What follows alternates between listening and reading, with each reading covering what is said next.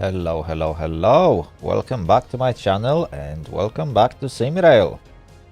Chat, today I decided we will be doing slightly different content when it comes to Simrail. So, for most part you've seen me streaming gameplay from multiplayer. But not everyone likes multiplayer. Some people buy games to play single-player scenarios. So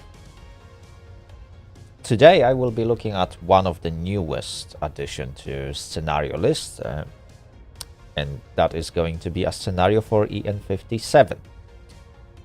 We will take route from Katowice to Sędziszów, which is the scenario you can see on your screens right about now. It should take us about 2.5 hours to complete it, and we will be driving EN57 in a livery that you can see on your screen. On top of that, we will be able to experience a brand new season in the game, which is winter. So we will be able to see how the game handles different seasons, and hopefully the results will be really good. I've seen only part of this scenario when I had to obviously create a thumbnail for today's video. If you are watching me on YouTube, you've probably seen that. However, I never completed the entire scenario, so I don't really know what's going to happen and what challenges developers prepared for the players.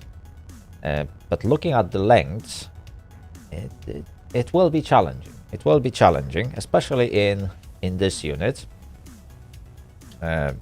Because yeah, this thing doesn't have any automation, to be honest. It was built to transport people, but it wasn't necessarily built for comfort, and that applies both to passengers and the driver. Although in the game, I have to say EN57 and EN71 are probably the most pleasant units to drive, without any doubt. EU07, yes, it is fun to drive because it's mostly manual and you have to actually drive it. But there is something about EN57 that makes it very, very attractive choice, especially for new players. It's not particularly difficult unit to drive, and you will find out today that yeah, it's pretty simple. And it's also like very, I don't know, you can call it rewarding, but there is something fun about driving EN57, and I'm really happy that it made its way into the game. Anyway, enough of me talking. Is it? Yeah, enough of me talking. Let's jump into the game and then we can chat. And also Tankist, hello, welcome to the stream. I hope you'll have a great time today.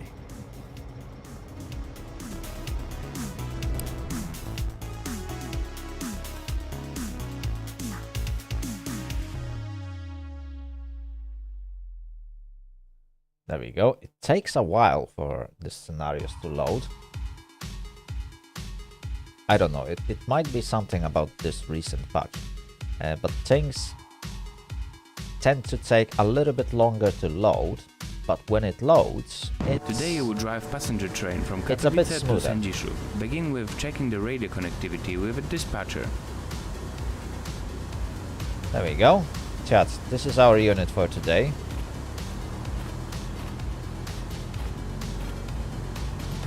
In its all and entire glory.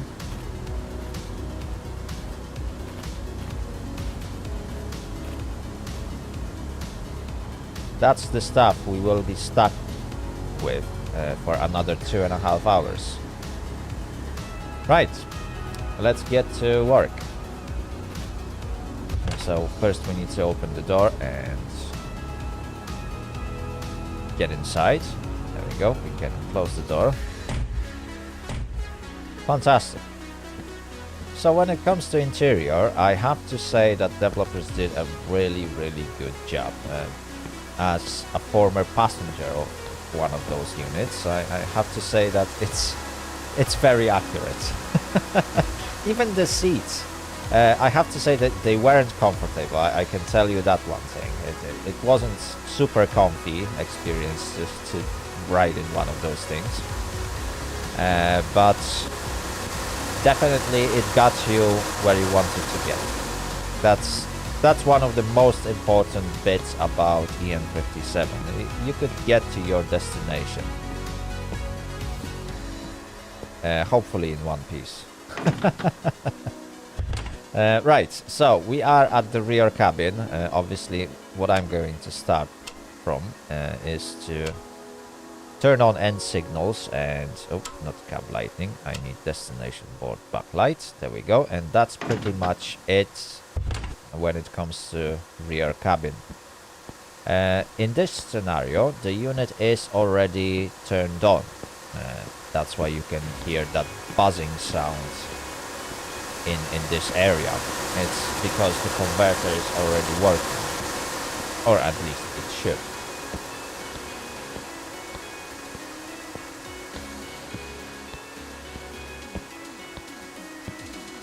Mostly old Russian EMUs, just seats. Yeah, to be honest, well, the idea behind EN57 was that it can be produced domestically. Just sit down, there we go. So we need to activate the cabin. Let's turn off the alerter. Let's set the reverser. Radio is already turned on. We can release the handbrake. We can set the brake to driving position. It's still engaged, which we can see on this manometer. Let's turn on the converter, although it should be already working. Compressor, radio power. There we go. So the radio has power now. Instrument lighting, because I want to see what I'm doing. We don't want end signals. But cabin heating is definitely one of the most important bits. I don't want to get cold. Let's turn on train heating, because our passengers need some comfort, at least that minimum level of it. Obviously, headlights. We don't need cab lighting, which refers to lighting in my cabin. We don't need to dim SHP, that's really good.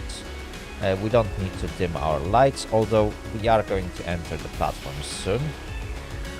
Let's enable passenger compartment lighting. And that's one thing that I wanted to check. Is it actually turning on? Yes, it is. Look at this, the lights are on. Perfect. So I assume that the heating is also on. Right, let me sit down.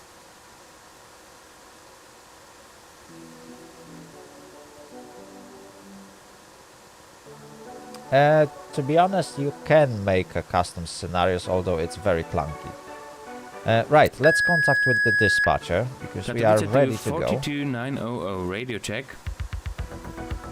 This is Katowice. I read you loud and clear. We can turn on the Katowice wipers, because 42900 it's is snowing. ready.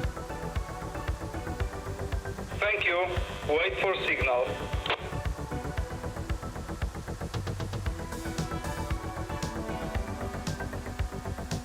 There we go, signal is on. Let's release the brakes. And off we go. The speed limit will be 40 kilometers per hour. We don't really need to go any quicker.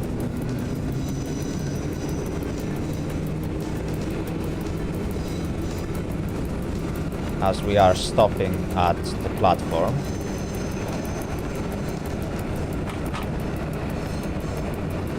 Okay, we need to change the radio channel to channel 2. There we go.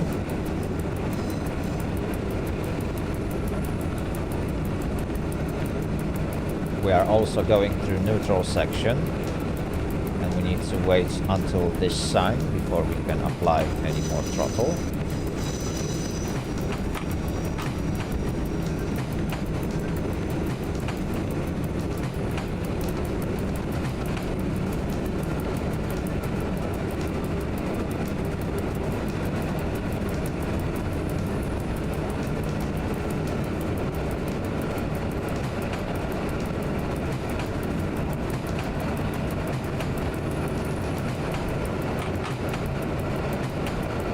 We can let it coast.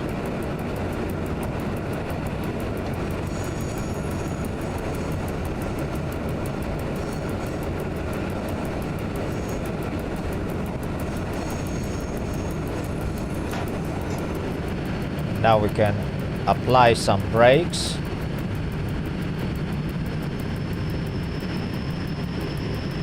And hopefully stop while we are still under the roof, to increase passenger comfort. Why, look at this, right next to the stairs. I guess that is perfect.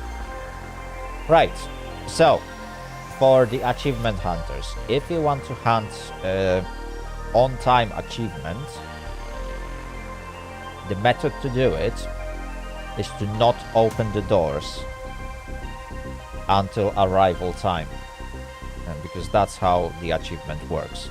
Although I don't care about this achievement and I'm not going to try and hunt it today. That's why I'm going to open the doors. There we go. And now we need to wait for our scheduled departure.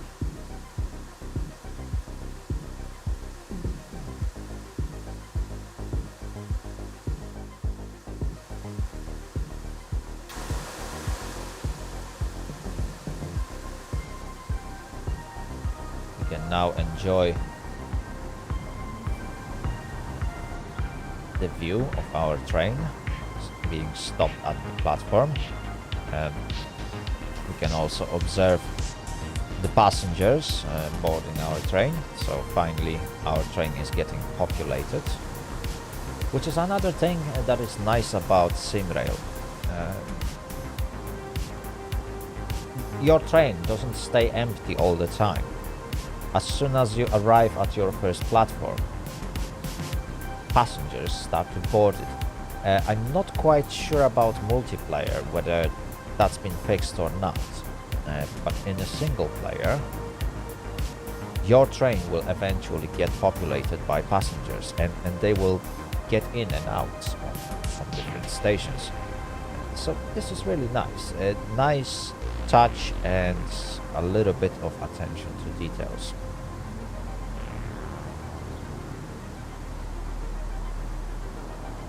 Someday I will probably. I probably someday I will.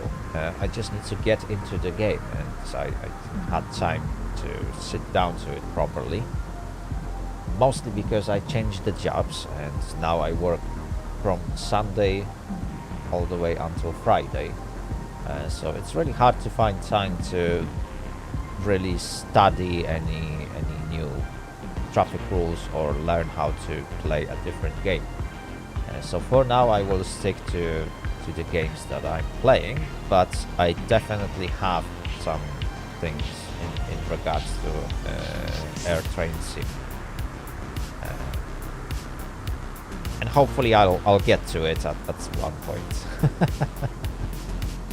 So don't worry, I joined the Discord. I think I already downloaded the game.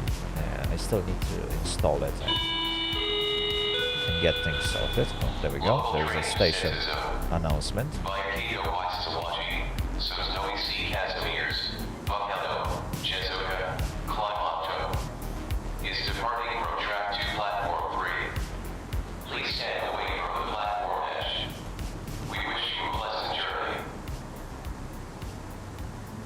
There we go. That was announcement for our train.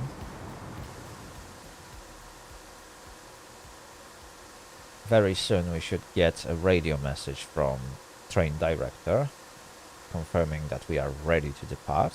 42900 ready for departure. Speaking of the devil, let's close the door. Now we are ready. Departure is at 40 kilometers per hour. What we can see on the semaphore up ahead. This is just a repeater signal. That is the semaphore in question, telling us we can pass it at 40 kilometers per hour, and that the next semaphore will also display 40 or 60 kilometers per hour speed limit. Although knowing this station, it will be 40.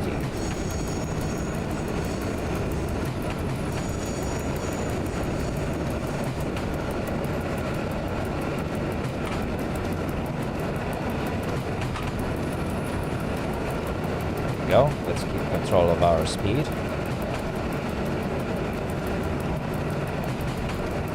We are actually going a little bit too quick.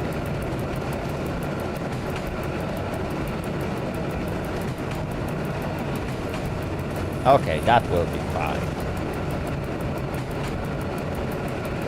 There we go, and that's another semaphore. We can pass it at 40, and then as soon as it is possible and legal to do so, we can speed up all the way to route speed limit or timetable speed limit, whichever is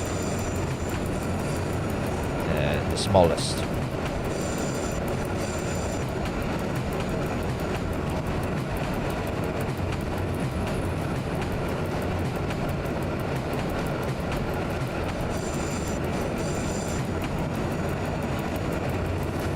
There we go, the track speed limit is going up to 100.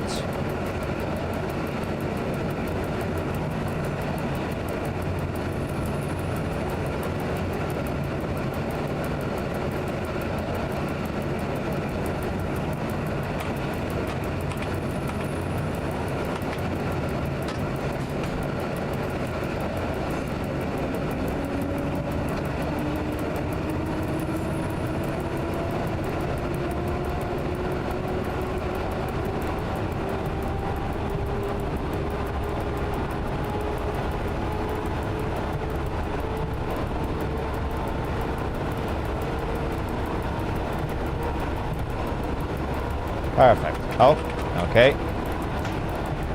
It's going down to 70, so let's slow down a bit.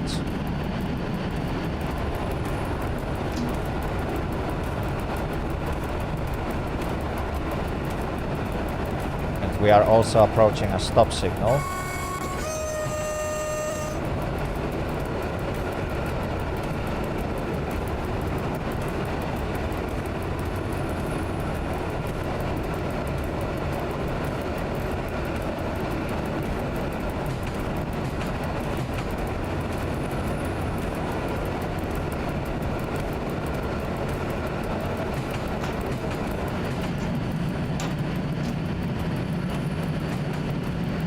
Okay, we can now start slowing down.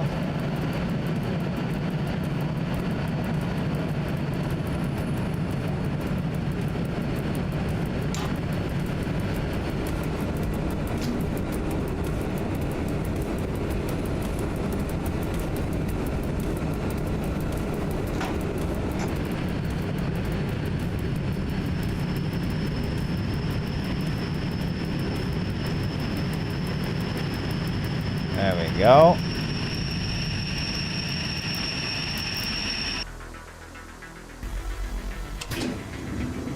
Doors are opened. We are on time.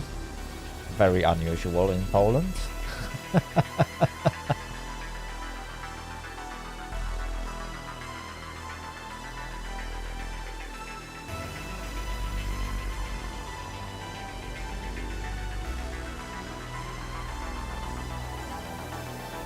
One thing I like about single-player scenarios is that you get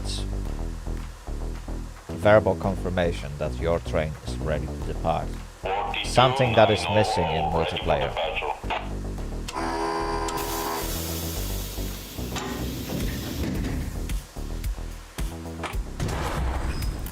I really wish that developers would introduce at least simple radio message saying departure, so that players will know in multiplayer that they can safely depart right now.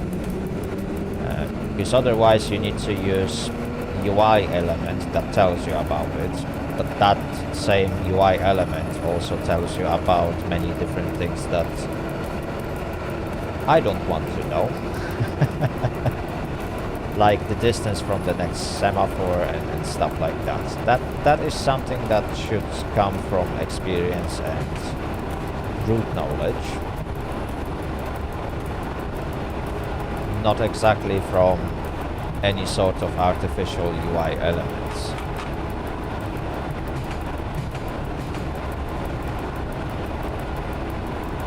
Okay, we are still in 70 zone, so that's something to remember.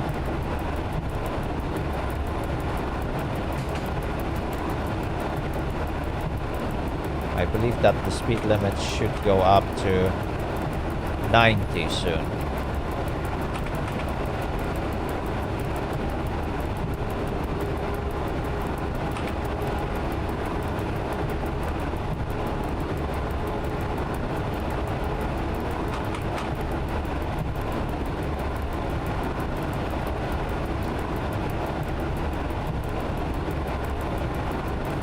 On top of that, we are approaching Katowice Shopienice, so there is really no point to speed up that much.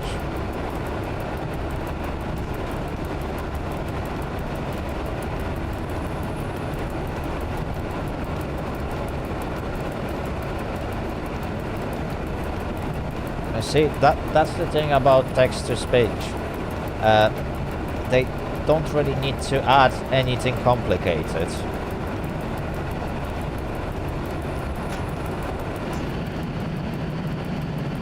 Anything would do. It may be even a sound of a whistle, because those are also used on the railways to indicate that the train is ready for departure. So sometimes train director will just blow a whistle.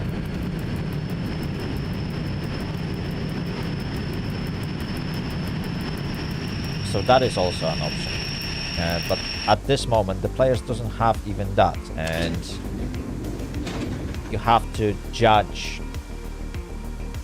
the stopping time on your own, and if you misjudge it, then in multiplayer you will get massive penalties for skipping the station, even though you haven't skipped the station. So that is one bit that a bit concerns me, and it's been voiced over on the forums, but so far that has not been fixed or upgraded, whichever way you prefer to call it. Hopefully developers will eventually get to that matter at some point and introduce some methods for players to actually turn off all the UI elements and replace it with something that an actual driver would have. 42900 ready for departure.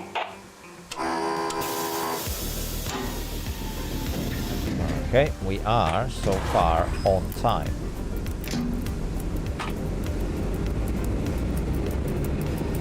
However,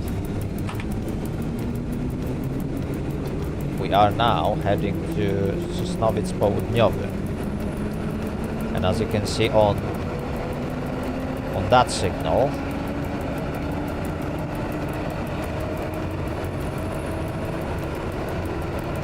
we need to slow down to 60 or 40 kilometers per hour. And again, from my experience, I can tell you it's going to be 40. And I also know that the track connecting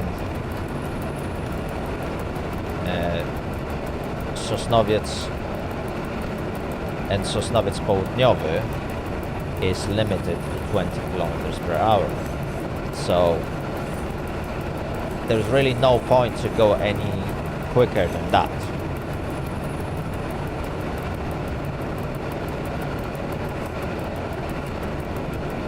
On the other hand, we need to go quick enough to make it on time.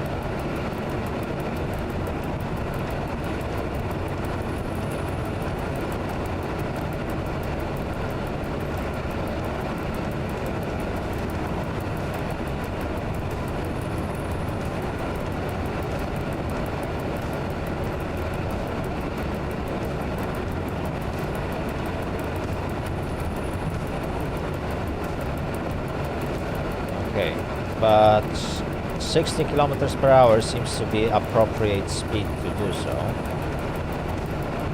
You can already see the signal at the distance.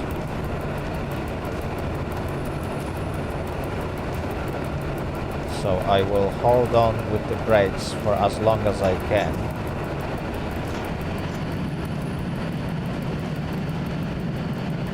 I'll try to slow down right about now so that I can pass the signal at 40.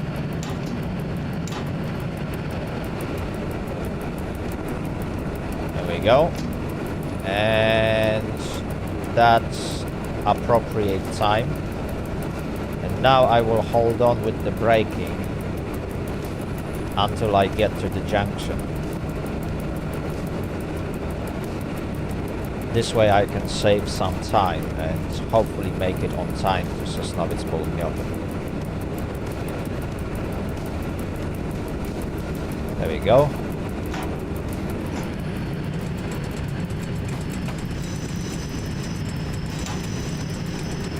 Perfect.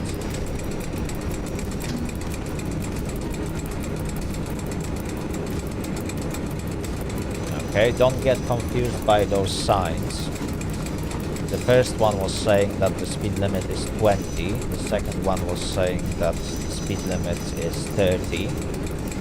However, 20 still applies because it's an area speed limit.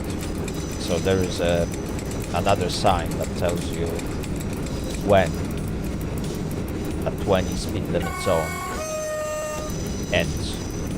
And you need to wait until entire train goes past this area, unless the sign will tell you otherwise, before you can speed up to 30.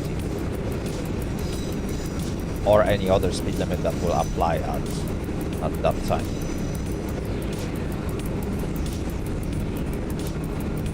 Okay, we are approaching 40 speed limit, but we are still in 20 zone. So yeah, this area is a very technical section. It's very easy to get confused about speed limits.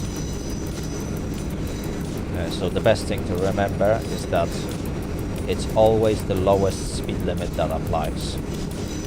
And we are also entering radio 5 area, so we need to switch our radio channel. Channel 5. That is end of 20 kilometer per hour zone. The track speed limit goes up to 60, but there is 40 an hour zone. So basically we are still limited to 40 kilometers per hour.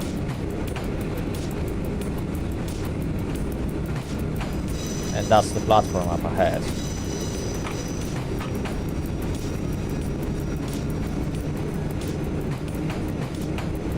Should be able to speed up to 40.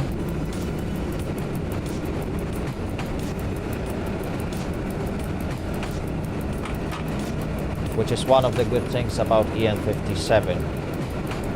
The controls are very responsive, and you can see that this train can speed up and slow down very quickly. Probably that's why it's so pleasant to drive.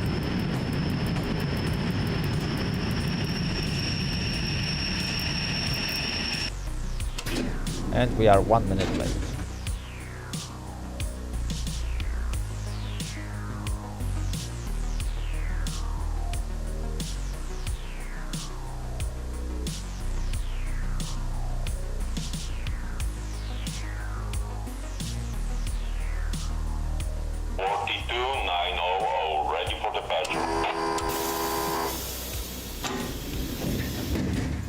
go, brakes released.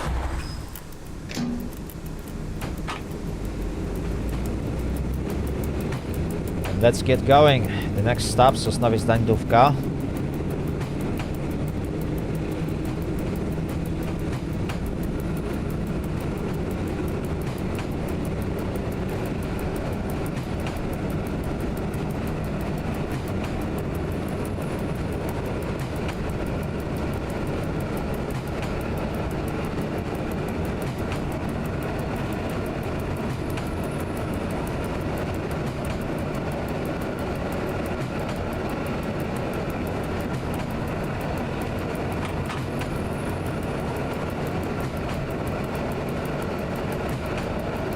Okay, the semaphore allows us to proceed at maximum permitted speed. No, there is a graphical glitch with the snow.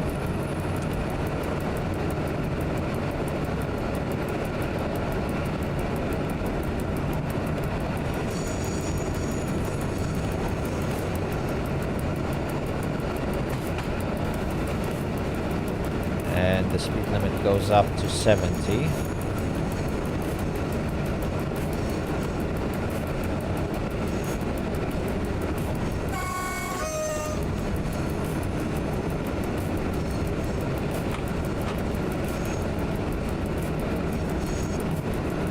However, we are still in 40 km/h zone,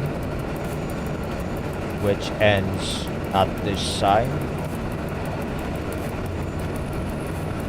We also need to remember that entire train needs to pass it, and our consist is about 52 meters long. So it's about here that we can speed up to 70.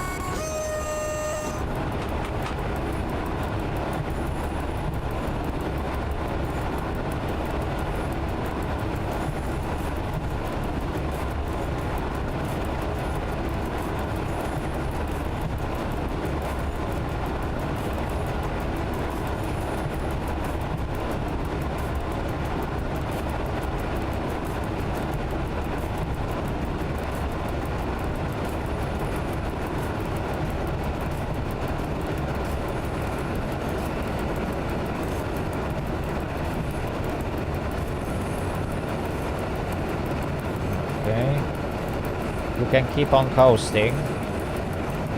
We should approach the platform really soon.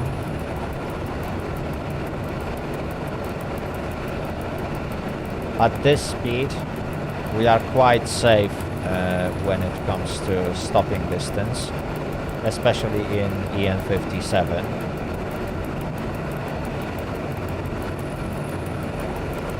There we go, that's the entry semaphore.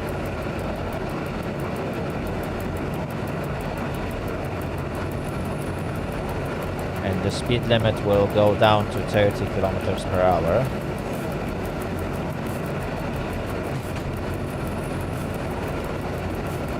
Which is something we need to remember.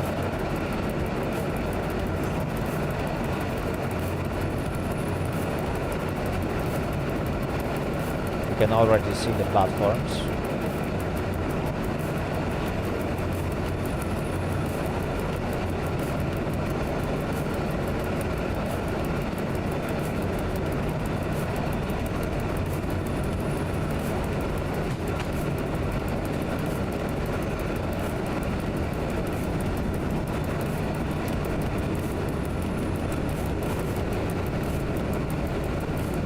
Okay.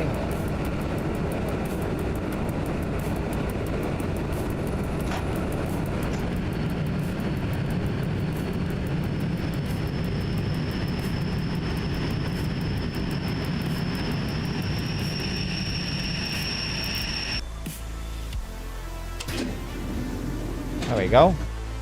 We are on time, more or less. Well, the game still claims that we are 1 minute late, although... Okay, we are almost late.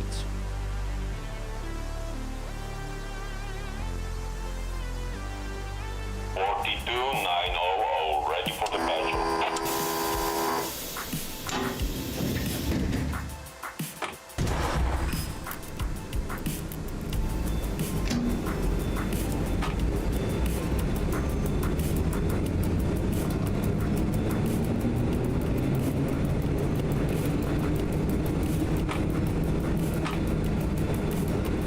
Okay, we need to remember that there is 30 km/h speed limit ahead of us, and we can already see the sign.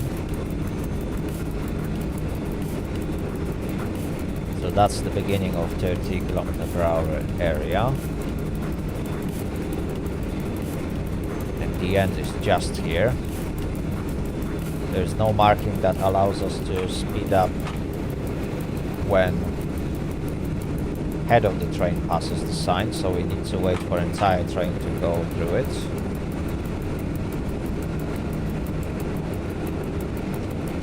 Let's give it that extra few meters just to make sure.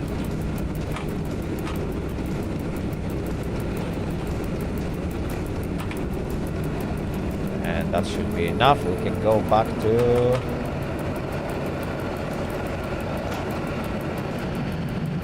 Oh. Can't go back. There is a red signal. Sosnowiec Znajdówka to 42900, radio check. That was close. This is Sosnowiec Znajdówka, I read you loud and clear.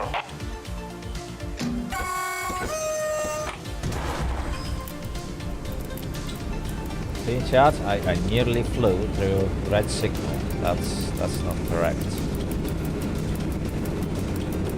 And it's one of the things that I missed, which is entry semaphore that was saying,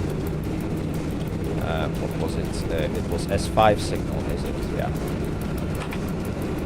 So I forgot that there is exit on red.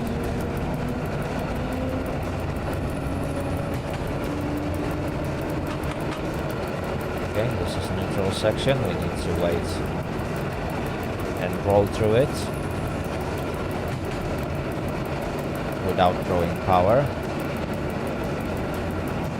Radio channel 4. There we go, and 100 km/h speed limit.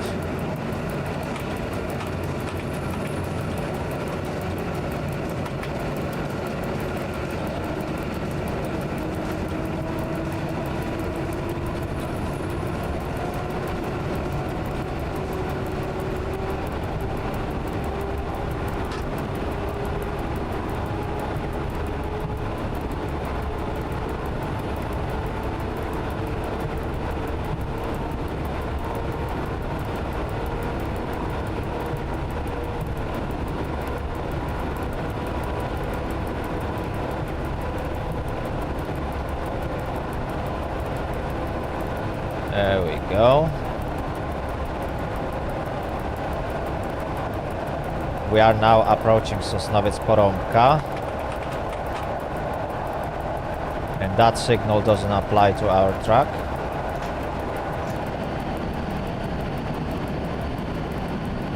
However, this one does.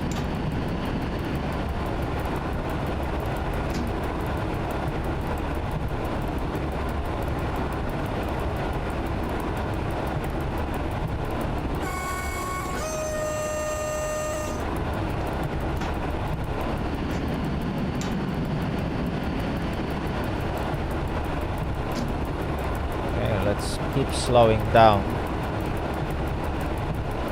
gradually. There's the platform.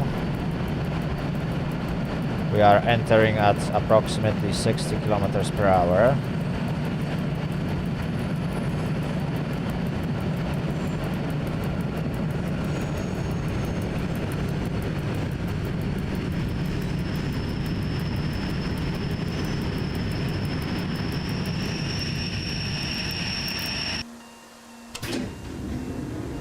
we go.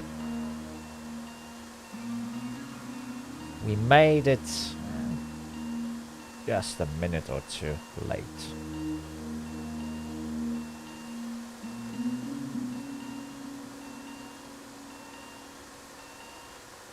It is actually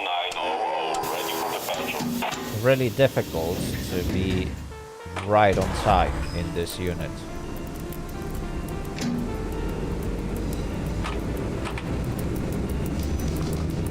You really need to be spot on with all the speed limits and areas.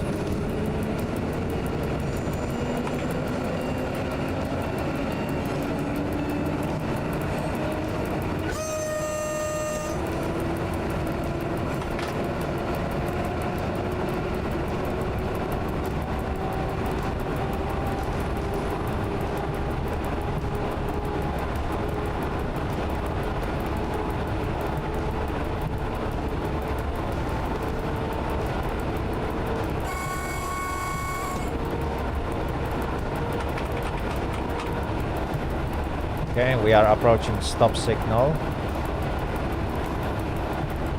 Let's try and remember that.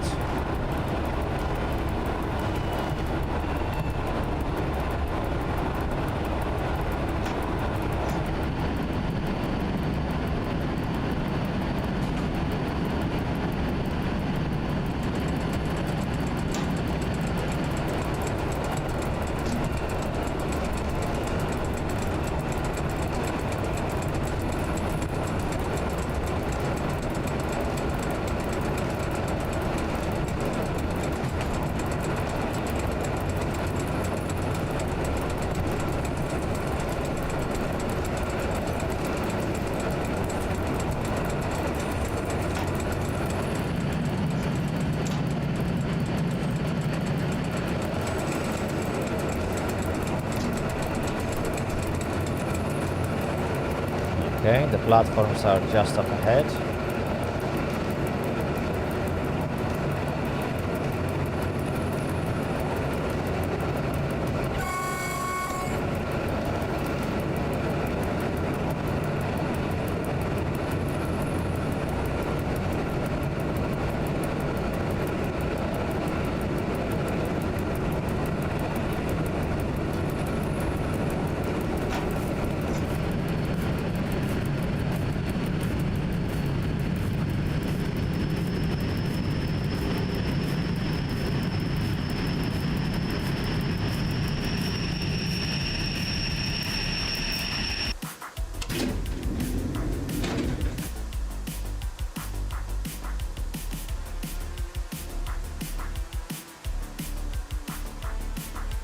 There we go.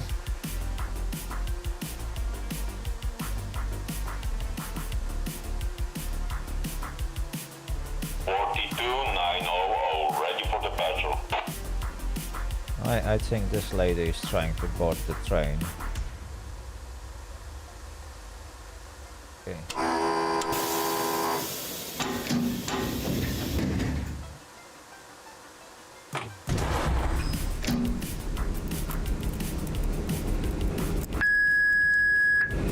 Sosnowiec Kazimierz to 42900 radio check.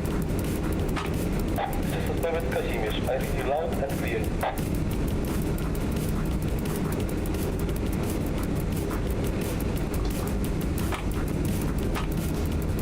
There we go, we got green lights.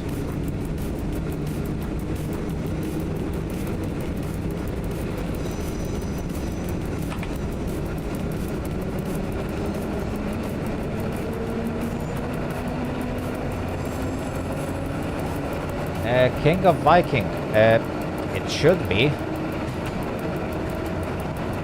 To be honest, I didn't notice whether the stopping distance for this train is greater or not.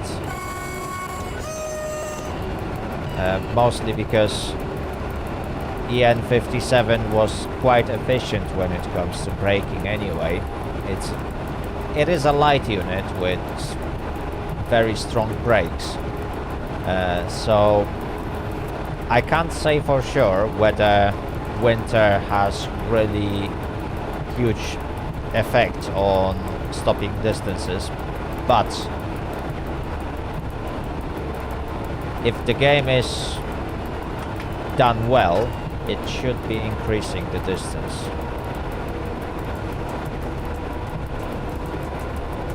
Although that's the question that you should ask on the game's Discord, and hopefully developers will be able to confirm it or not.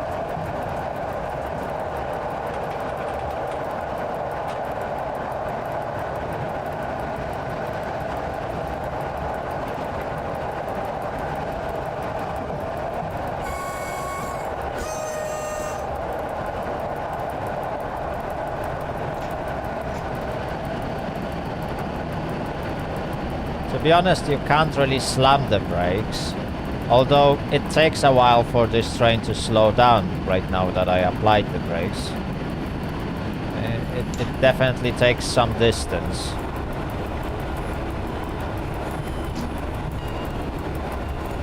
But I would need to measure it whether braking with the same force increases that distance between seasons. Okay. And that's something I can't test at the moment.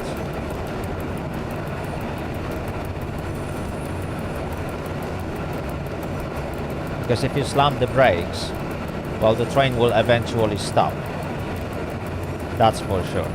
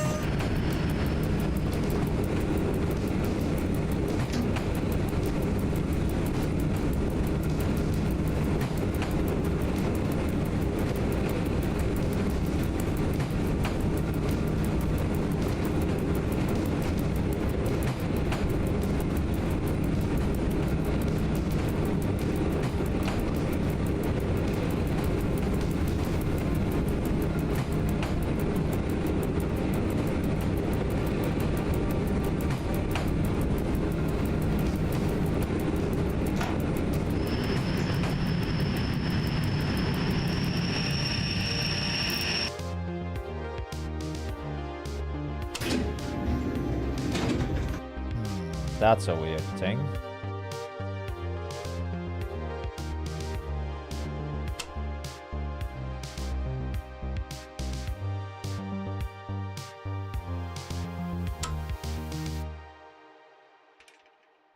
That is one weird thing. 290, ready for departure.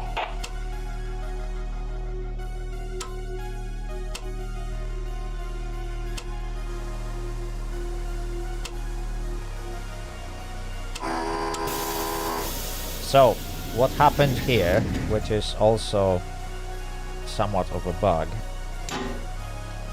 although it's probably poor mission design. Developers sent us onto this particular truck, and the problem with this truck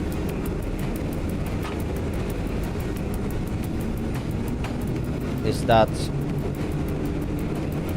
we shouldn't be driving here with raised pantograph.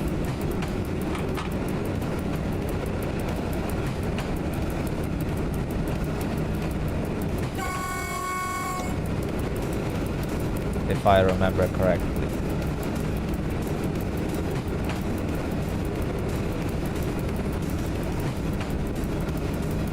top of that, I need to slow down to 20. Yeah.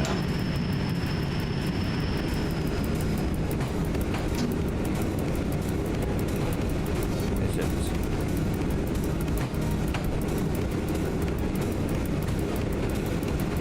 Oh, hang on. The first sign was informing me that I should prepare to go in. Okay, yeah, so that's correct. So I messed up. King of Viking. It is a single player scenario.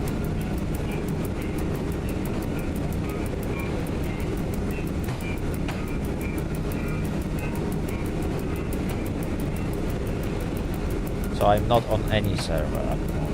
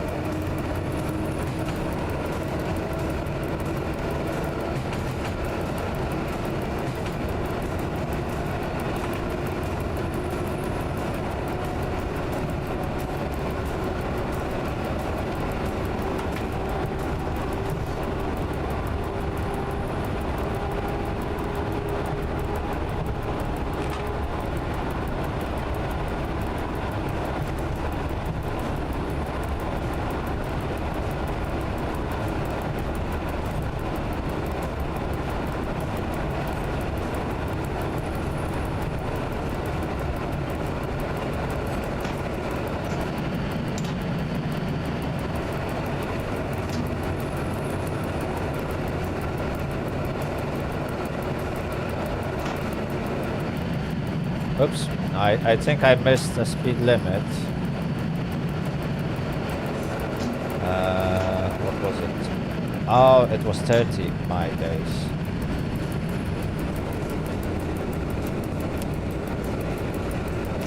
Okay, my bad. I got some speed limit violations. Again, it is a very technical route. And it's very easy to miss speed limits.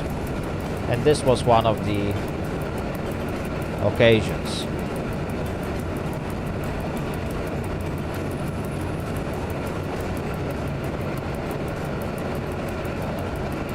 Definitely something to improve for the future.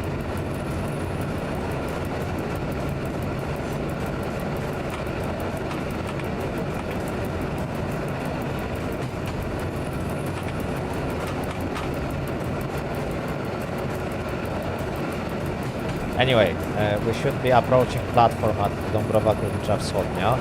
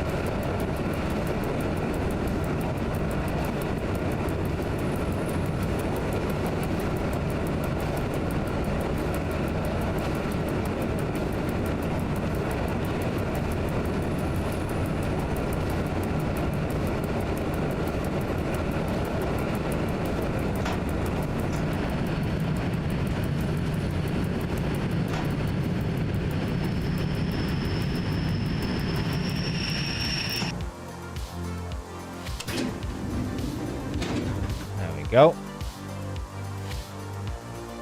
5 minutes late. Oh my days.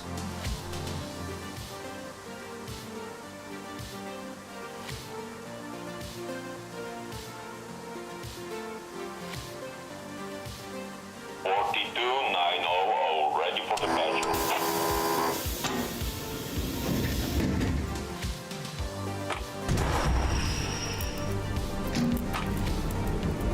losing points, chat.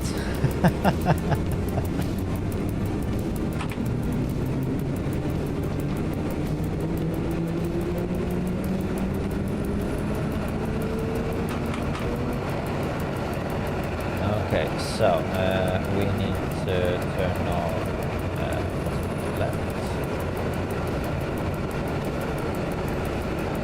Oh, now I got confused. Left one. Yeah. There we go.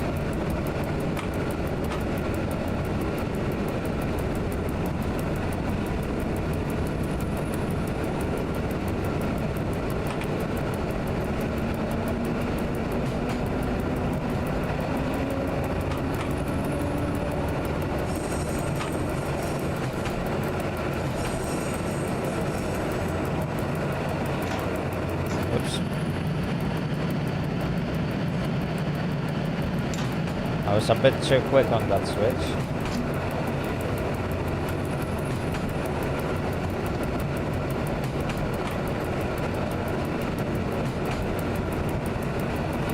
I think it should be a left one.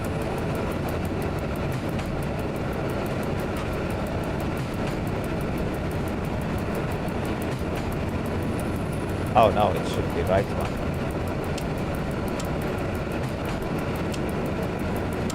There we go. Now it's correct. Or is it? Oh my days. I completely forgot which light should be changed to red. But... oh well, one of them is red. Oh, my skills are getting rusty. I need to do a refresher.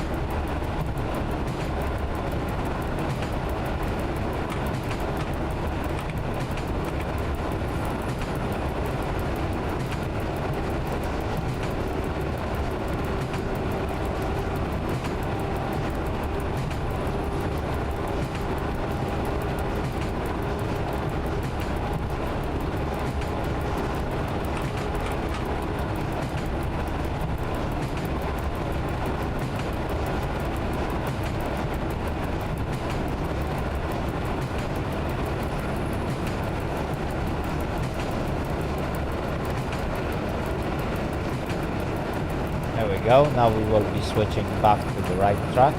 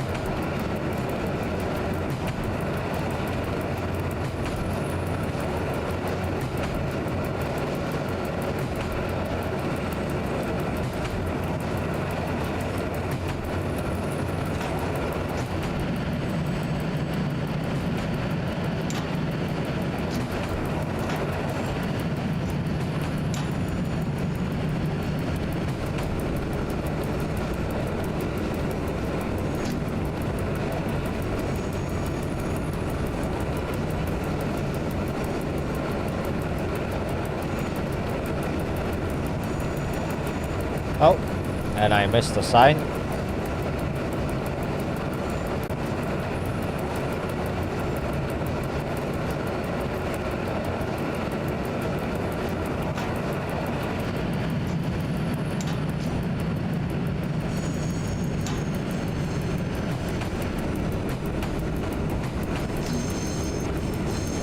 go. And,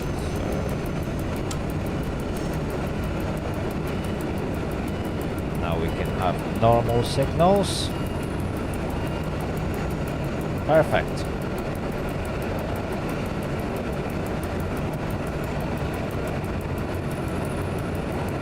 Hi Mike. Well, driving is going really good so far. I made few mistakes, so obviously it happens. But apart from that, we haven't caused major accidents yet.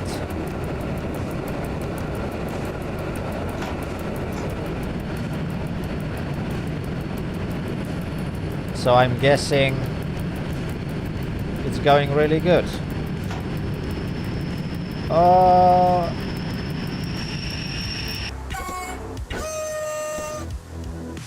Oh, don't tell me I... Okay. It still counts as stopping at the station.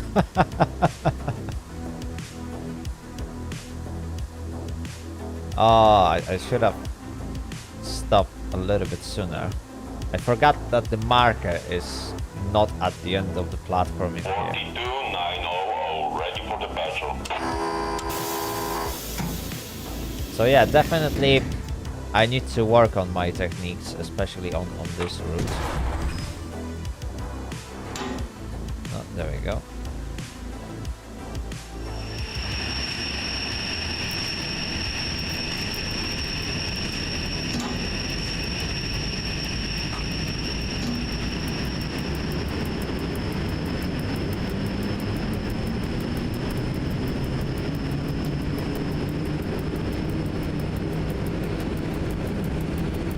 Yes, the game looks really fantastic in the winter. Definitely. That is something nice to see. Hopefully we will see winter in multiplayer soon. Ah, again, I missed the sign.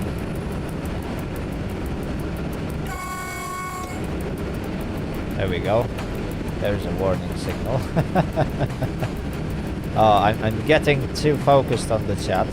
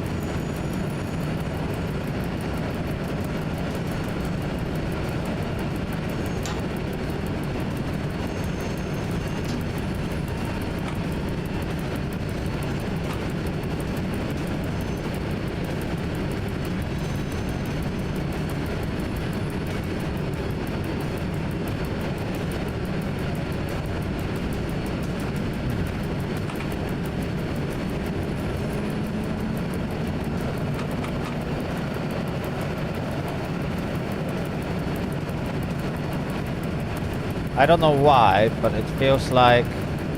Oh, now I know what's going on.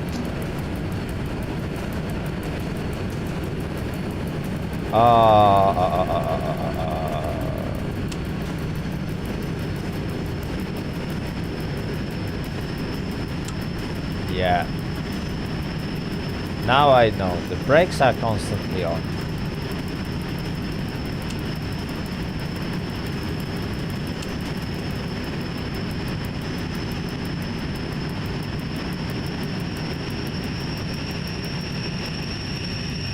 Yeah, the brakes are on. Okay, let's stop. And let's see if we can fix this. Why are the brakes on?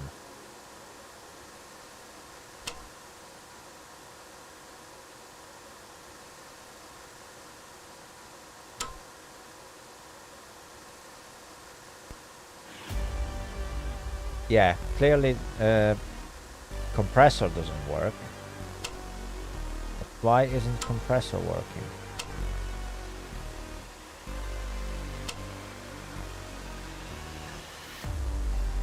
That is a weird bug.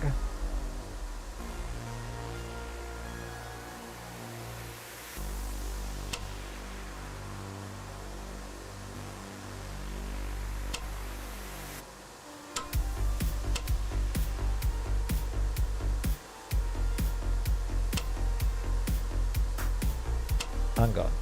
If I would do that, then that, then that, then turn on the converter and restart the compressor. That doesn't help. Okay, we will have to do it the other way. So let's raise the pantograph again. That is a really weird bug. Okay, this thing works.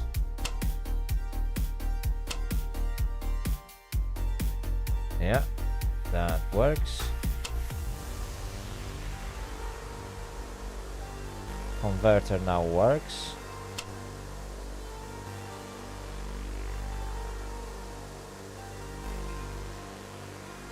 But the compressor doesn't work.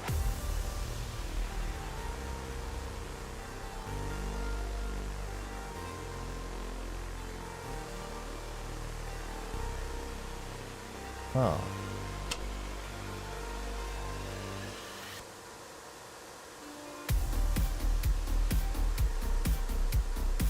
And a compressor that doesn't work is a problem, chat. Because we can't release the brakes.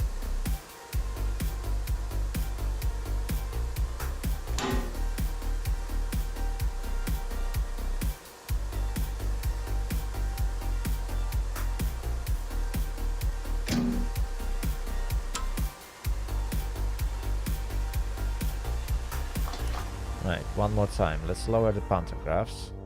Let's turn off train heating and cabin heating. We can keep that one on.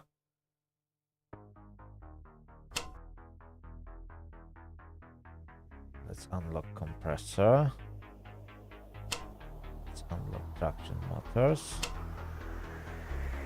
Let's raise pantograph. We are running out of air, and that is not good.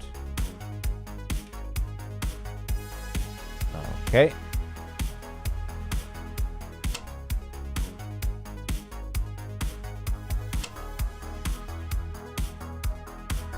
Oh, we can't close the main switch. Why is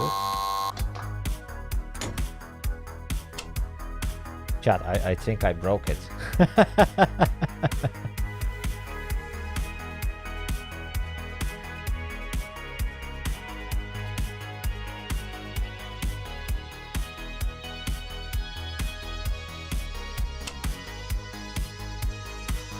Well, we definitely have power. But for some reason, I can't.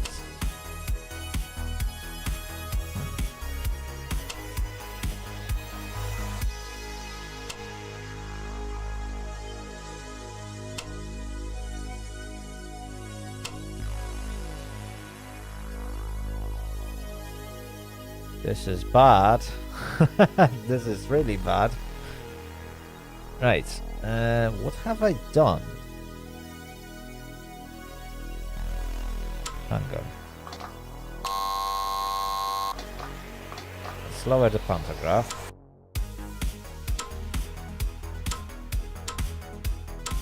Let's reset everything.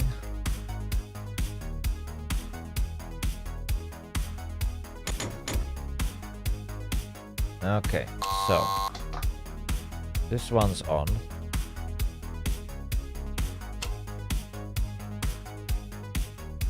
Now there should be pantograph. This is going up. Please tell me it's gonna go up.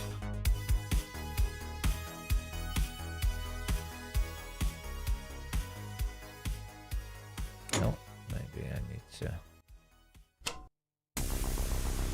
tell you which one will be back.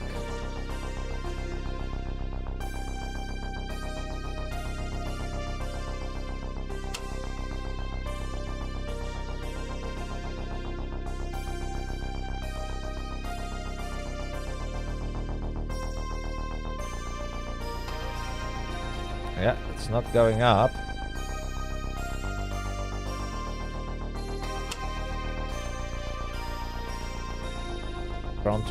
Front one is also not going up. We might not have enough.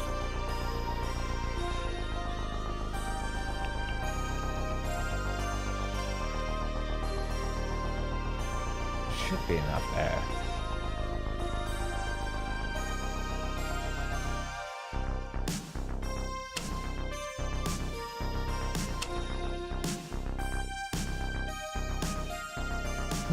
I wonder if developers actually predicted situation like that. I might have broken it. Chat. I think I broke it. Yeah. Okay.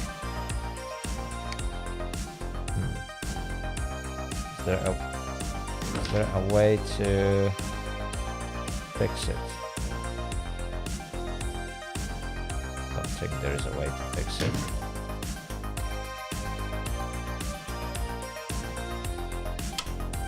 Oh, I just realized that we can turn on this wiper.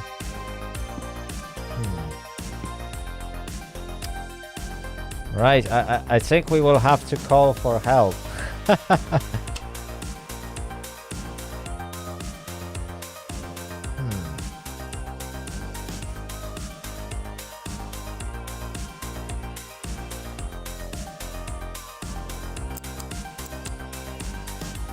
Oh yeah, I forgot I turned off the radio.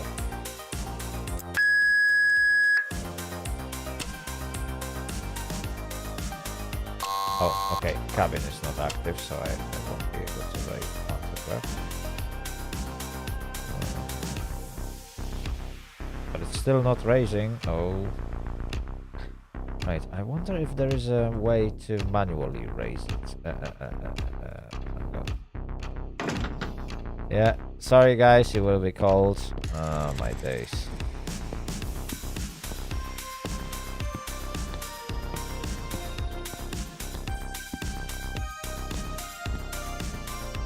Yeah. I can disable the battery. I can... Oh. Forgot that this was on. Yeah, but we don't seem to have enough air.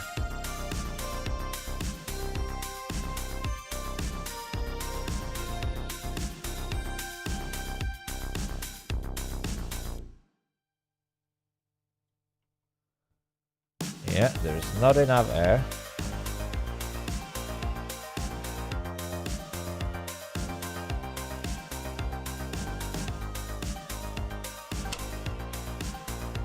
Obviously, there is no need to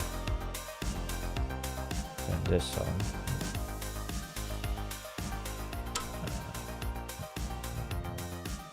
Is there a manual way to raise the pantographs? Probably not.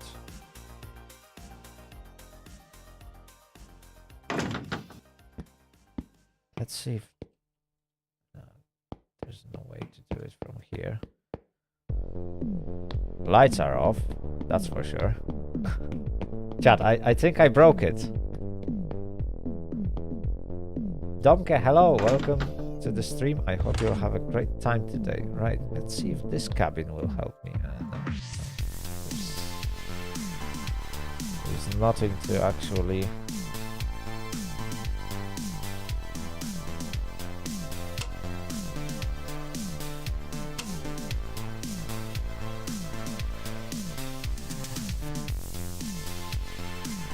Nope.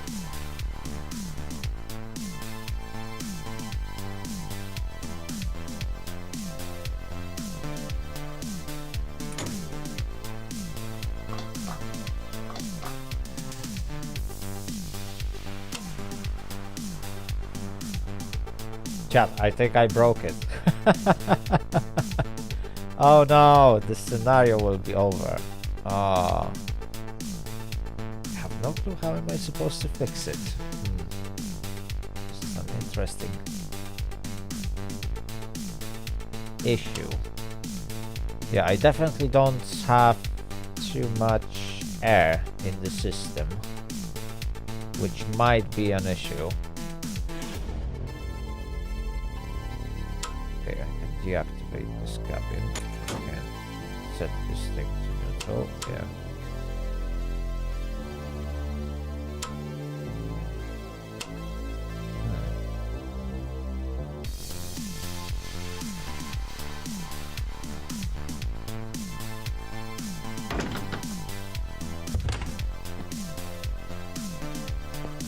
Nope. I don't think we got any manual method to raise the pantograph.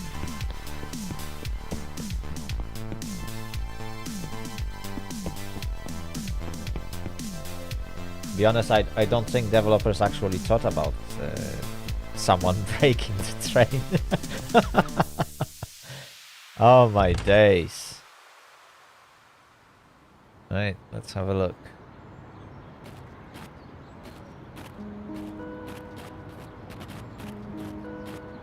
Yeah, we can't click anything. We can't.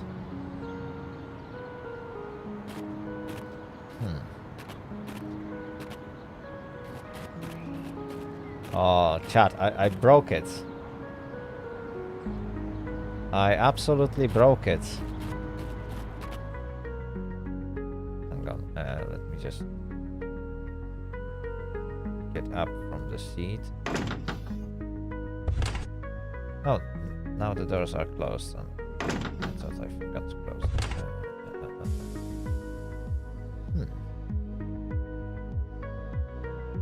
How can we possibly fix it?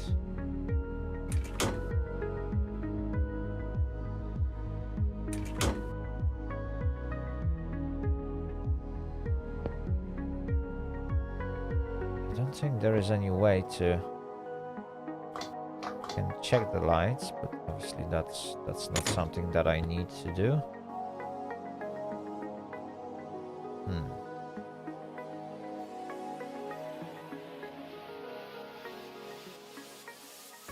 It's horn. But how am I supposed to restart the converter? If it fails, then there is a problem.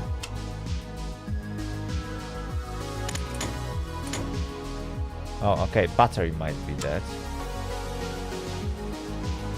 Is the battery on? Give the power to AI. See, that's the problem.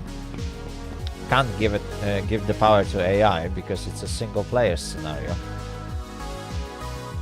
Ah, I need to unlock ground relay. I forgot about this one. Okay, now it should work.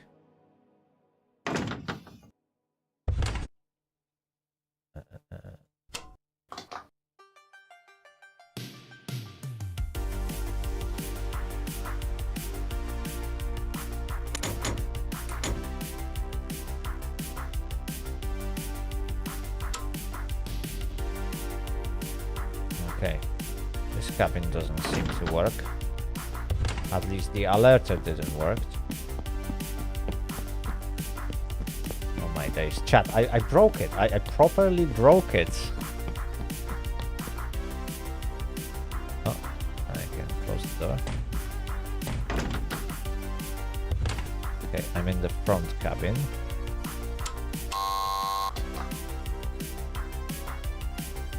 Now it works. Now, can I raise the pantograph? I don't think I got enough air.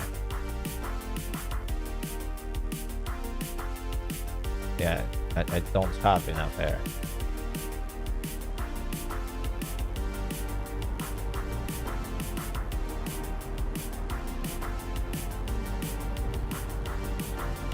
Well, that's a bummer.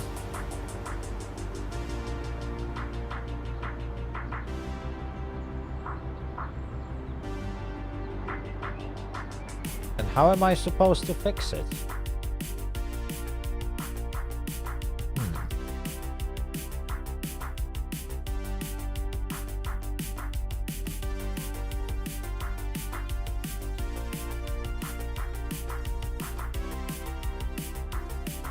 Ooh, this is a problem.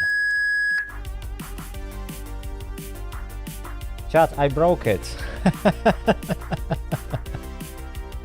I properly broke it. I'm not sure if I should be happy about it or not. But definitely that is something that should not be happening.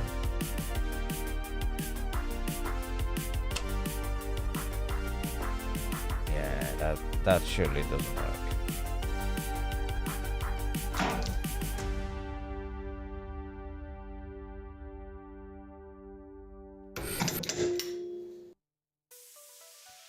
If I will disable that, can we actually...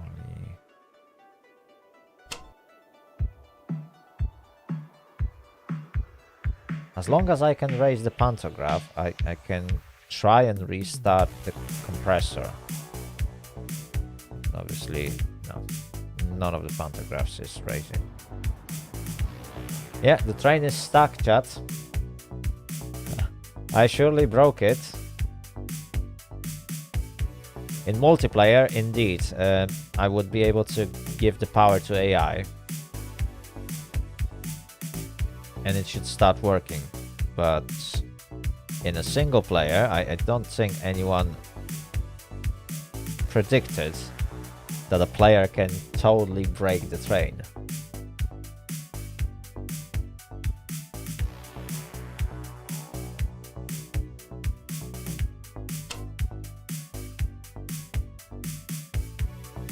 Yeah. And I can keep hold of this thing as much as I want. It's not gonna raise.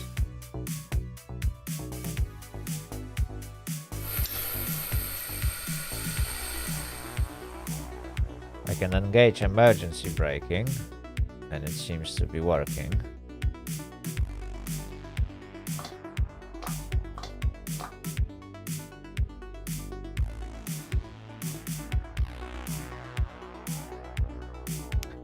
Raliev, the train is, well, it is good when it works. It is bad when it doesn't, and I think I broke it. So basically I ran out of air, and the pantographs are down. So I can't even start the compressor. And I don't think this unit has secondary compressor, as same as U07 would, where there is a compressor that you can power from the batteries, and as long as the batteries are okay, then you would be able to compress air. But I'm not sure if that is actually programmed into this unit. I don't think developers actually thought about situation where player would drain the air tanks to the point where you're stuck. Can you hand crank it? That's the thing. I don't know where the hand crank would be. If there is a way, then that would be like a 5 out of 5 feature that I would need. But I don't think I can hand crank it, which is an interesting problem that we are having. Obviously, this should be emergency door release. Yeah, that should be emergency door release. Obviously, you can't open them. But I don't think there is any way for us to hand crank the pantograph. No, there's probably no way.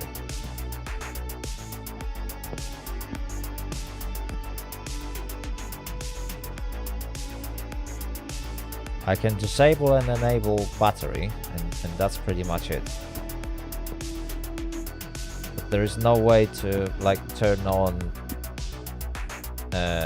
let's say secondary compressor or stuff like that, which it is sad, but it is what it is. I broke it, chat. we have to confirm and acknowledge one thing. I broke the train.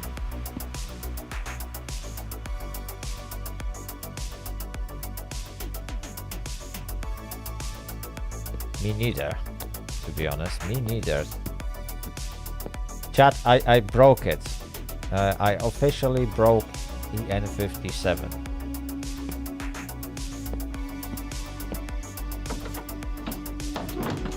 I shall hide myself in the toilet if I can at least enter it. No, I can't. I can flush the water.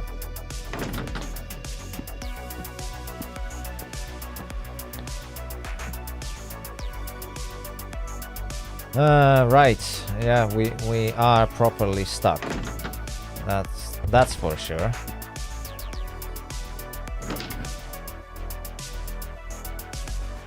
Oh, just realized that none of these are working. What a shame.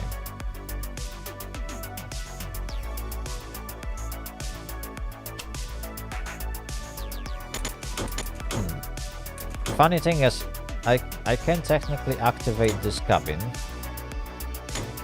I'm not sure why there would be power to drive handle if there is no power coming from the catenary, but that's another thing. Anyway, chat, I broke it. Can I? Well, I can open the doors, and obviously it's gonna constantly give me penalties. But opening and closing the doors should also drain air from the tanks, because those are pneumatic doors, which is another thing. Oh, but how did I not notice that the compressor is dead? Oh my days.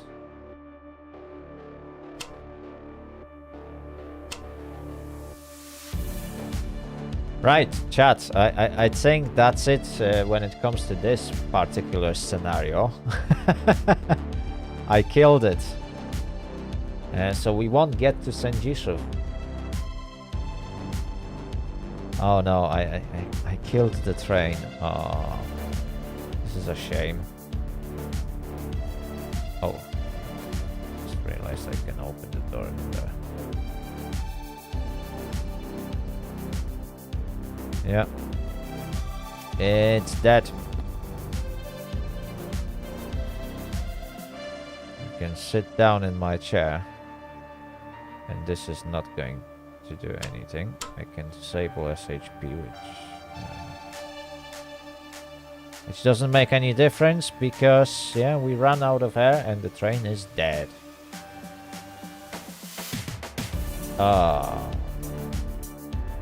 We can restart the scenario, but no, I don't think restarting the scenario will be a good idea.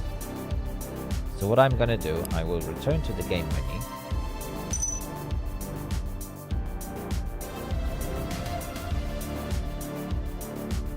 I will take a very short break, and then we'll join multiplayer. Yeah, definitely. It should say you broke it, not scenario interrupted. You broke the train. That's what this thing should be saying. Oh my days. Let's check our graph. I believe I made few speed limit violations. Yes, there were a few in here. Basically starting from Sosnowiec Porąbka, I started to make mistakes, and obviously this one is just confirmation that I killed the train. Right, chat, so if you wanted to find out whether you can permanently disable EN57, well, that's your answer. Yes, I managed to do it. I'm not sure if it's a sign of talent or extreme stupidity on my side, but, well, you've just seen it. You can't cut it out, it's going live. Right, anyway, chat, I'm going to take a very short break. and I'll be back. And after I'm back, we will hop into multiplayer on, I don't know which server yet, but I'll figure that out.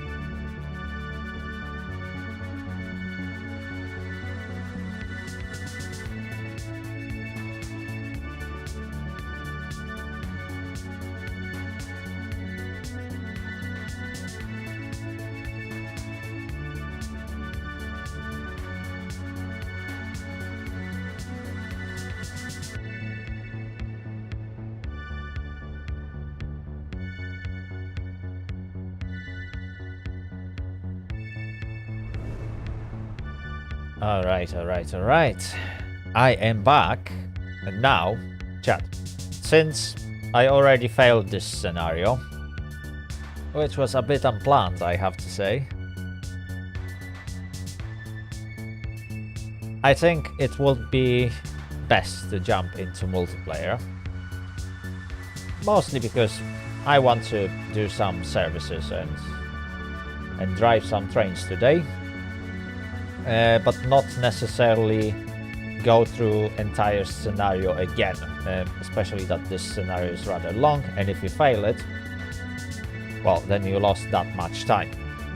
So in multiplayer we will have some fun, and we can eventually disconnect at any point, or let AI do the job and just observe and enjoy the graphics and the game itself. PL2, wow, 91 trains on the tracks. I have to say that the game gets really super populated. Look at that. Look at the number of players. Wow, there's so much people. Right, should I join? Do I want to join EN1? We could. Let's have a look what we can drive on EN1. No, I don't want EC.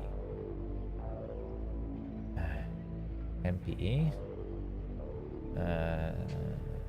Jeżeli Sławice, no.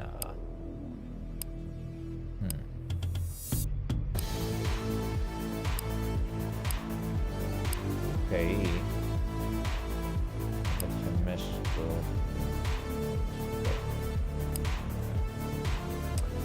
Juliusz Sędziszów towarowy. That's not gonna be fun. Polbrom Sędziszów, Łazy, Eła, Myszków. That's gonna be very short service. Polbrom Sędziszów. Wow, there are only...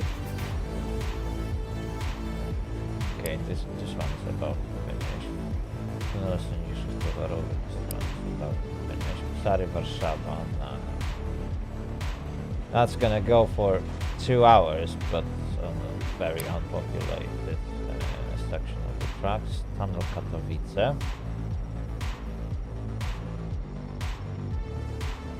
That's one of the options. I hate EN76. I am not going to drive that. Yeah, I don't think I'm gonna join EN1 because yeah, the choices are very terrible. Let's see, EN2. EN2 has much more choices.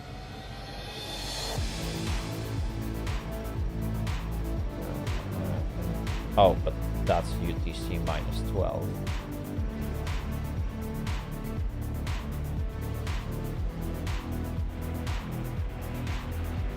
EU3 international, no moderation, restarts every 4 hours. I'm not fan of restarting things every 4 hours, especially that you can get a service that lasts for 3.5, and that's too frequent server restart, and I'm not fan of that. EN3, it's obviously North America, so that's very far. There used to be EN8 or something like that. There is only EN1, EN2, EN3, and that's pretty much it. Wow.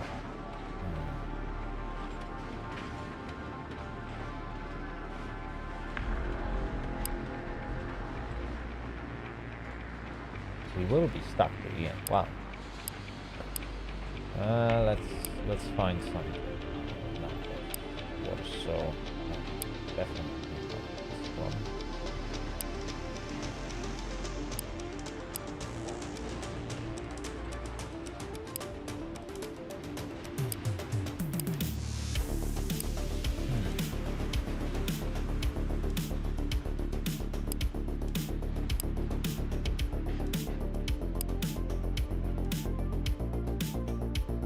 This one is about to finish.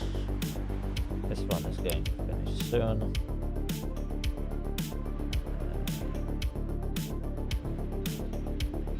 one is about to finish soon. Hang on. Can I get points? Okay, that's gonna make choices easier.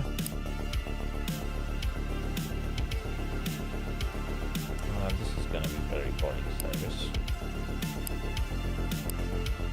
Oh my days! There are so many people. Oh, okay. We can do this one.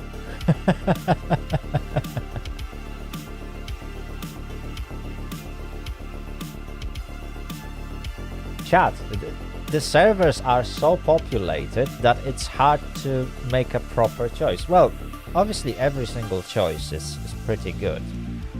Apart from services that will last for about a minute, because it's the service that is about to finish.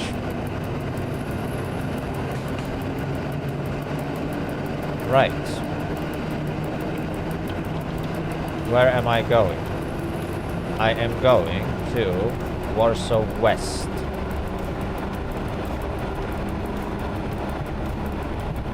Okay, what I'm gonna do, I will allow AI to finish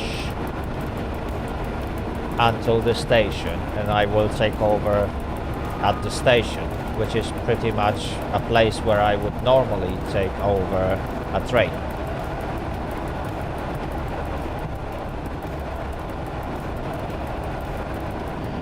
Okay, this light. I wonder if we can actually disable this light. Or maybe you can't. I don't think you can.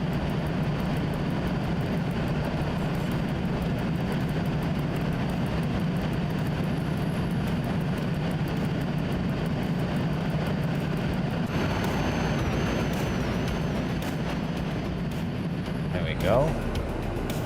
I really like the fact that AI turns on internal lights, so and the train is fully lit inside. I'm not sure. Yeah, the destination board light should be brighter, especially at night. I wonder if it's it's not lit. That's one of the things that AI should be lighting up, especially at night.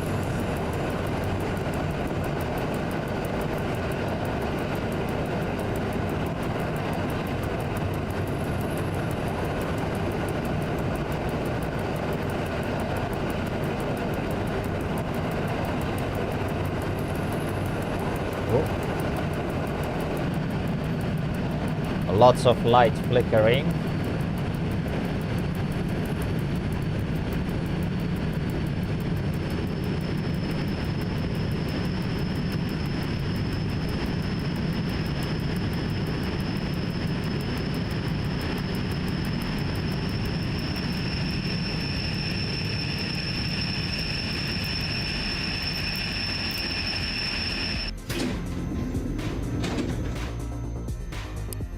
Okay, so now I'm taking over. I will turn on destination board backlight, and there we go. We can now see that destination board is really bright.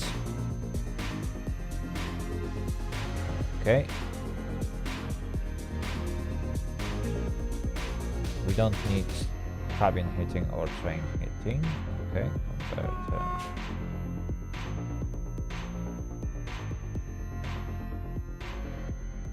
Yeah. Okay.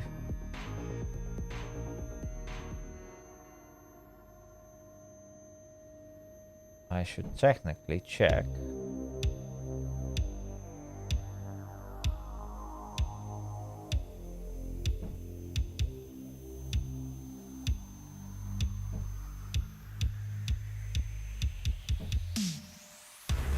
Okay, since we still got red light, I will quickly check whether the rear cabin is properly configured.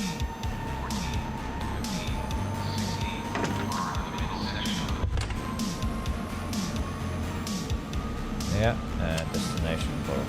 backlight.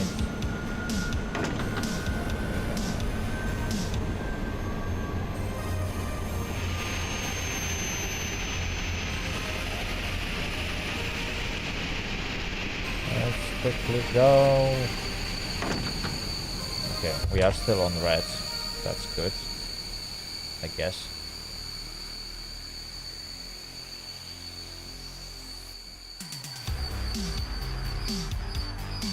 There should be CCTV installed in this one.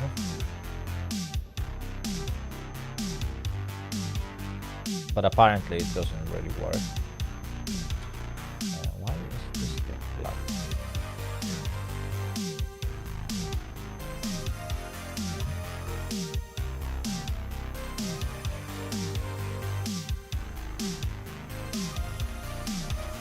Okay.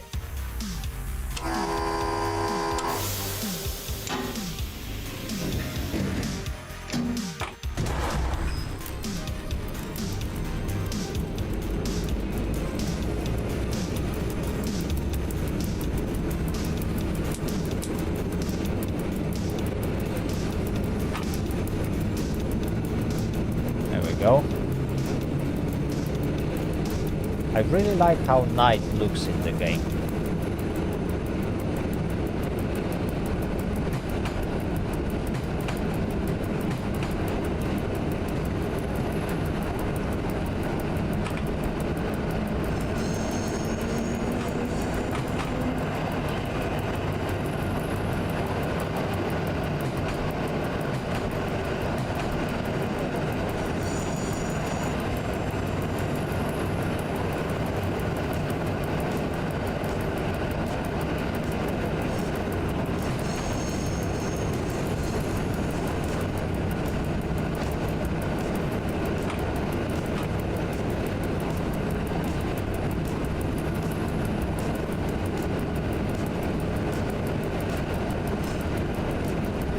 Okay, the speed limit is 90.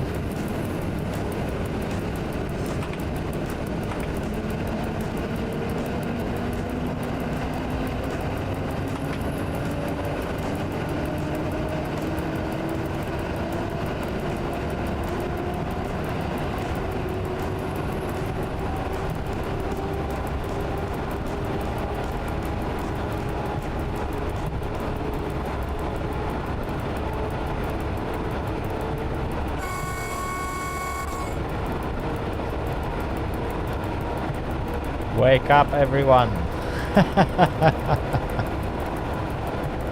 No sleeping when I'm driving.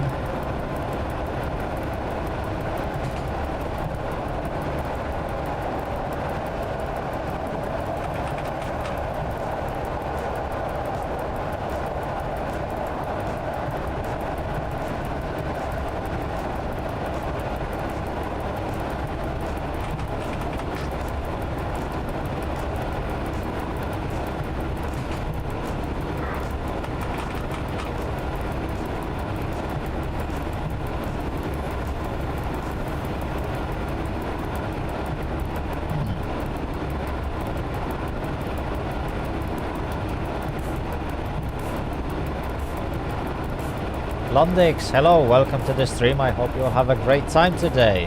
You like my Train Sim World videos?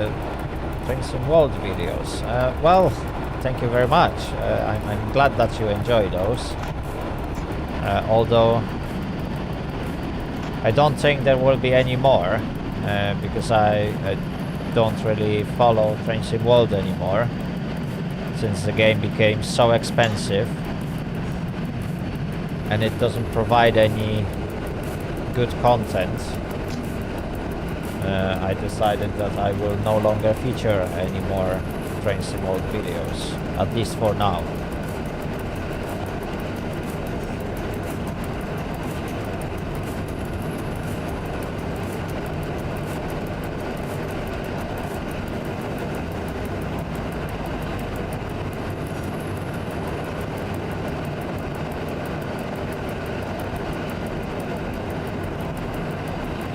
Maciej Grusza, hello, welcome to the stream. I hope you'll have a great time today.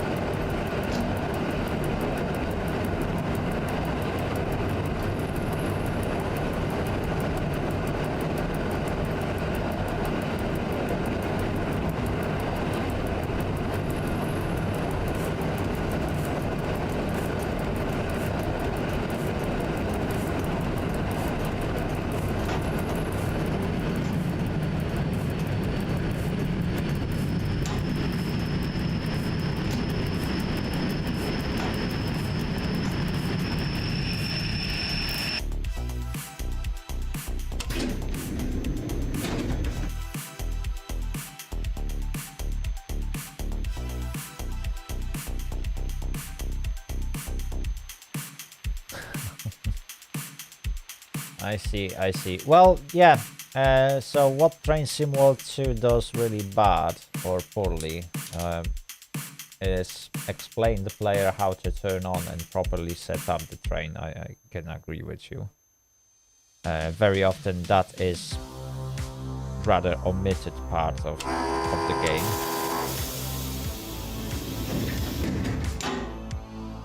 Which is not something that I like about Train Sim World 2 or Train Sim World in general, because there's also Train Sim World 3 and 4 apparently. So yeah, in my opinion those are not the greatest products, and while Train Sim World 2 had potential to become something better, Dovetail just went for the money rather than quality improvement, and now we got Train Sim World 4. And that's why I stopped featuring this on my channel, because I don't want to feature a product that is just a money grab without any sort of improving quality. That's not something that I want to do.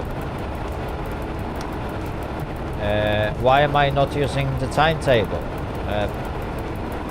You know, I don't need to hold this paper in my hand. And there is a timetable displayed to the left of the screen.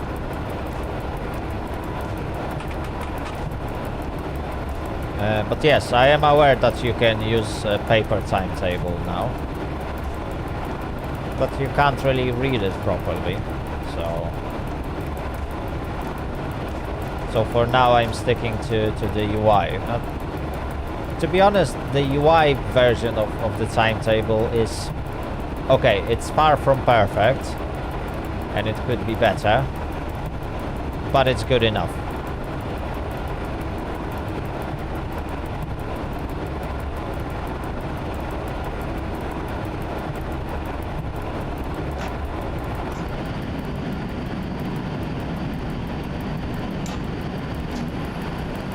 Seems like a 60s train. It is.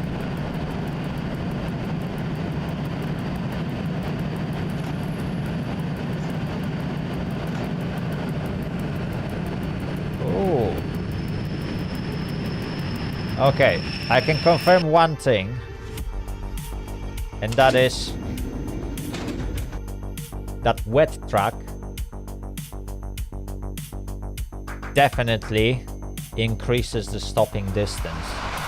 I was actually struggling to stop at this platform, entering it at around 60 kilometers per hour, which in this unit should be possible.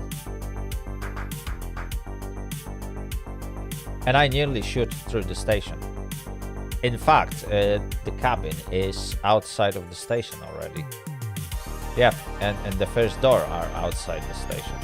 My days.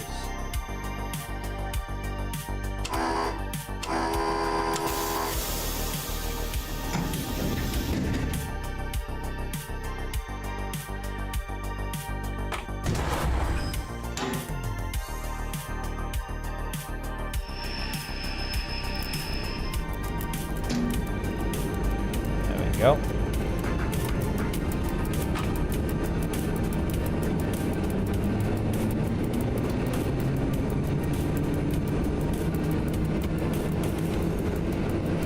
Yes, I agree.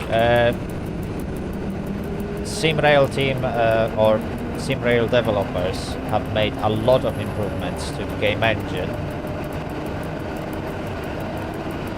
and to all the systems, including lighting. That's... yeah, it feels like a new game.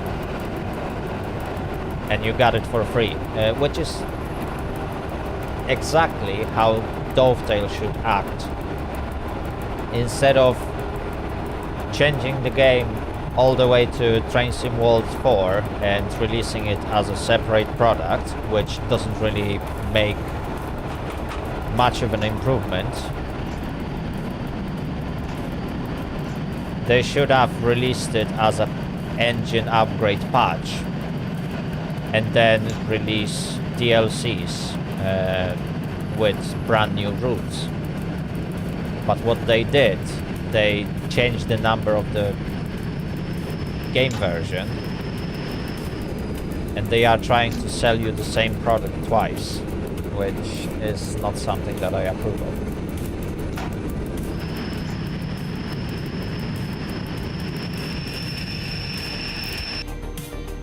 There we go.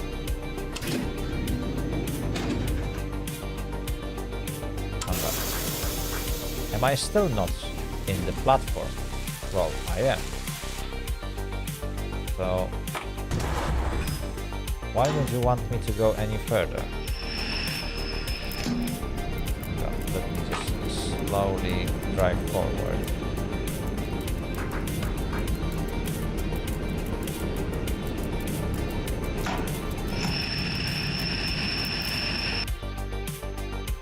Yeah. Gone. Am I actually next stop Pruszków? But I got stopped in here.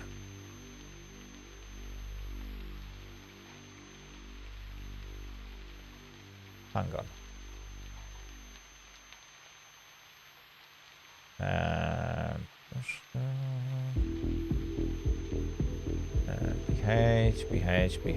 PH. I got PH in here. My days. Okay, this timetable seems to be a bit bugged, to say the least. Because the game claims that I have next stop at Pruszków, but the next stop is... well, that was the next stop. And the game still thinks that I haven't even approached Warszawa Ursus Niedźwiadek, even though I just passed it.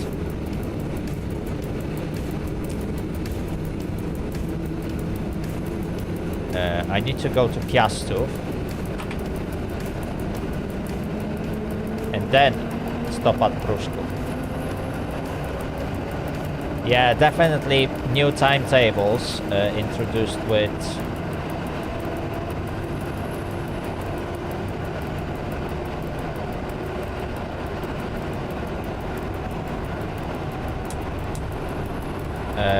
this unit needs some improvements.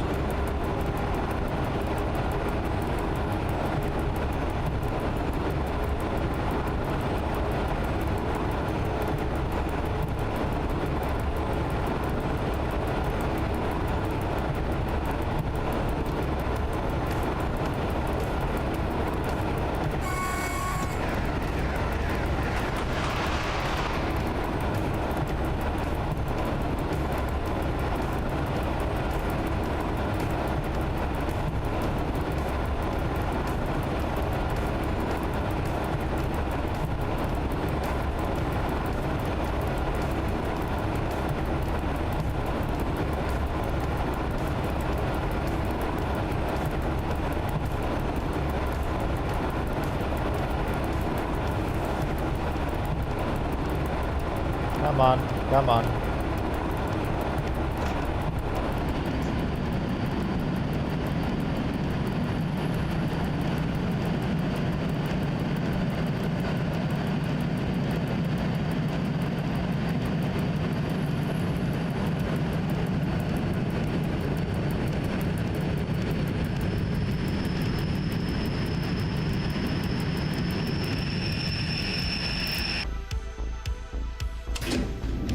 Okay, we will perform all these stops, even though the game still thinks that I haven't reached Warszawa Ursus for some reason. I'm not sure why this happens, but I think it's some sort of a timetable bug. It will probably give me 2 penalties for missing the stations when I get to Piastów. No, when I get to Pruszków. There we go.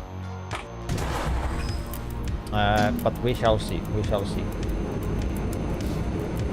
So yeah, chat, with the release of the new version, new bugs have appeared, unfortunately.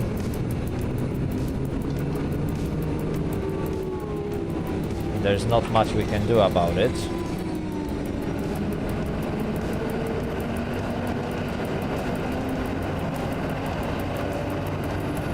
But hopefully that will get resolved really quick. I believe there is another patch coming somewhere soon. Developers haven't confirmed when exactly. But there should be a second part of this patch. And hopefully they will be able to resolve issues with timetables.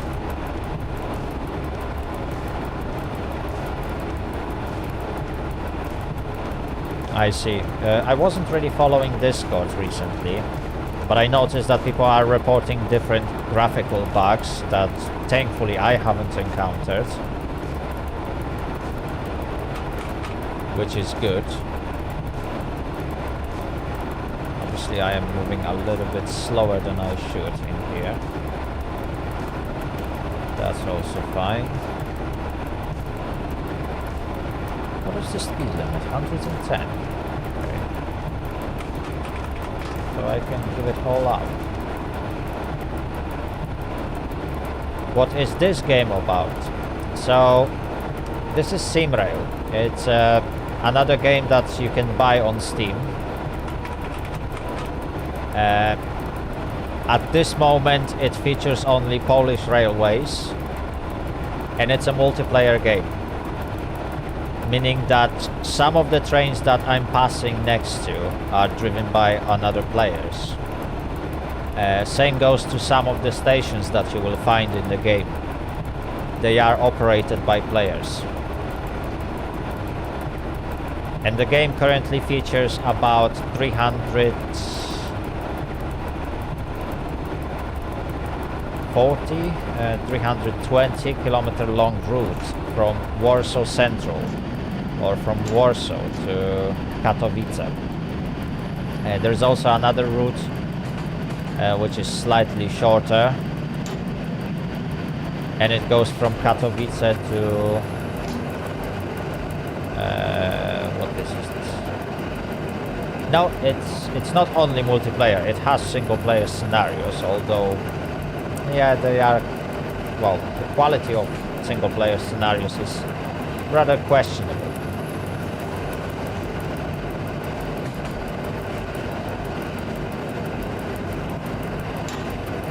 Anyway, what was I? Can't remember the name of that second city. Oh my days. I'm really bad at remembering names, and that actually kicks back to me right now. Oh. I can't remember it. I got it at the back of my head, and I can't bring it back from my head, which is weird. Anyway, yes, there are two routes, and they are both featured in multiplayer, and you can drive all the way from Warsaw to Katowice, or from that other town to Katowice. A grand total of over 500 kilometers of tracks. And it's all in multiplayer, yes. You can join in any service, same as I just did. And you can drive it, and I am currently connected to multiplayer session. Anyway,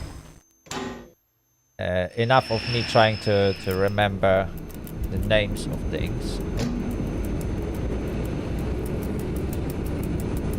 I am now approaching the red signal, chat. I can see it in the distance, and I know it's a red signal.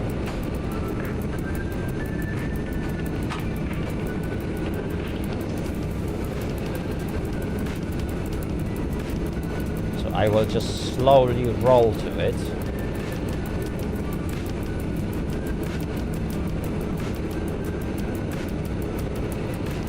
And the next stop should be Paznie.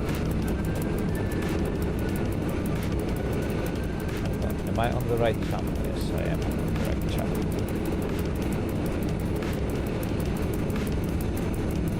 Well, there's no need to rush. Because the next signal is red. Unless... Oh no, the next signal is green. Never mind, here we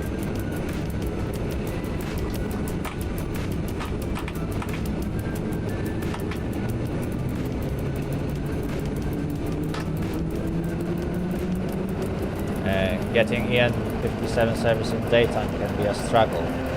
Well, right now, yes, because a lot of players really like to drive this unit, and I don't blame them, because I also like to drive EN57s in the game. They are probably one of the most pleasant units to drive at this moment. Obviously, there are other services that you can run. Freight services, especially with a Dragon. I'd really like to drive this particular locomotive. Obviously EU07. Oh, there we go. That was another player in Pendolino.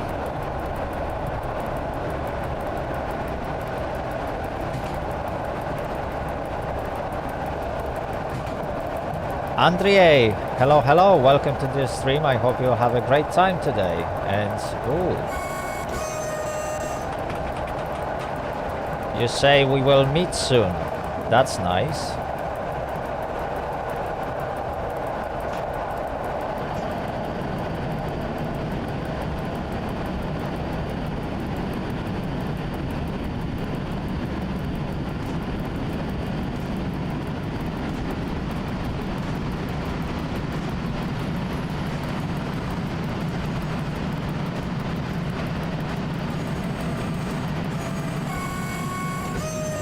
There we go, that was another player.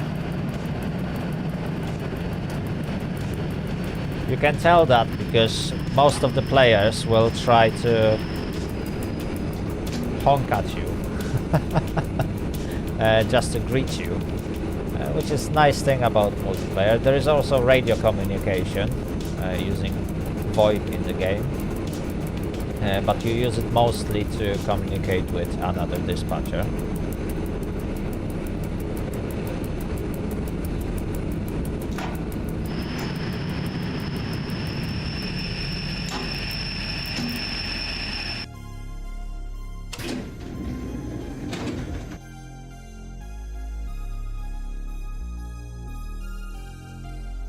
Go.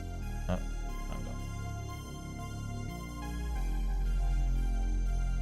yeah, it's not even counting a stop time and stuff like that, which is weird. And I am at Paznia, which is weird. Anyway.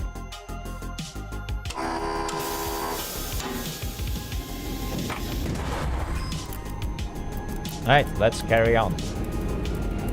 We are heading to Trevino.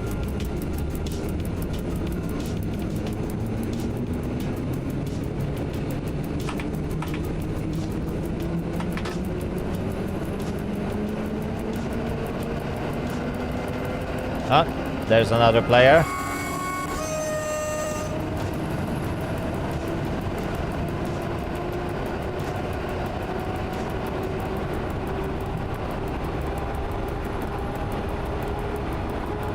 Yeah, this service is definitely bugged. And it's not properly counting stops and other things. But we will still try to finish it.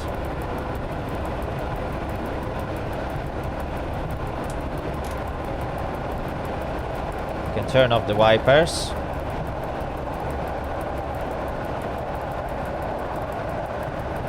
We are super late.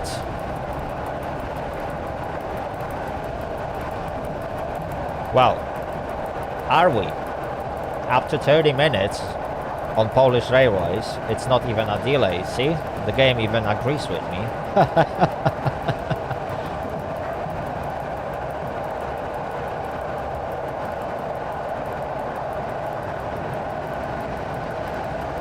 There we go. There is an actual human dispatcher on Grodzisk Mazowiecki.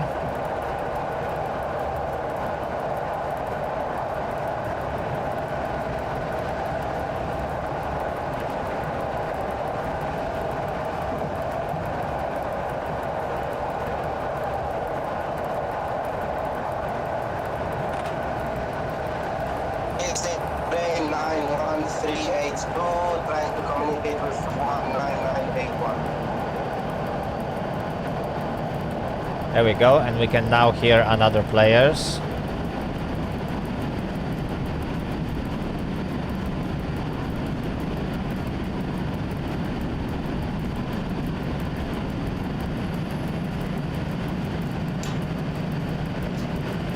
Okay, I just heard my voice on the thing of floppy.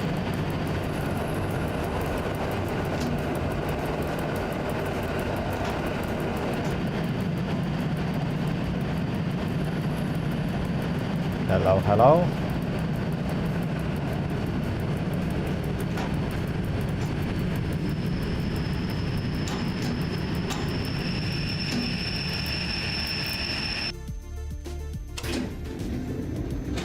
There we go. I am 10 minutes late. Fair enough.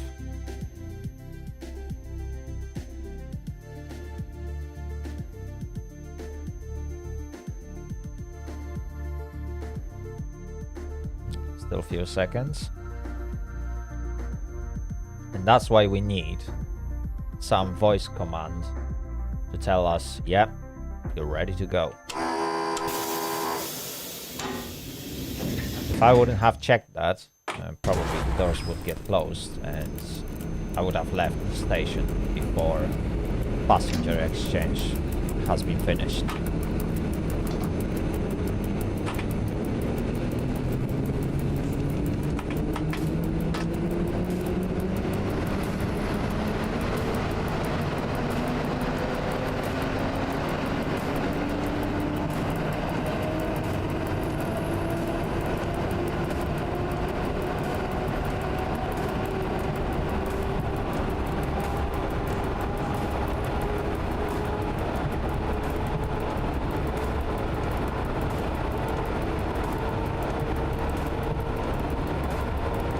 Well, to be honest, the graphics is pretty alright in the game. Obviously, it also depends on your machine and settings.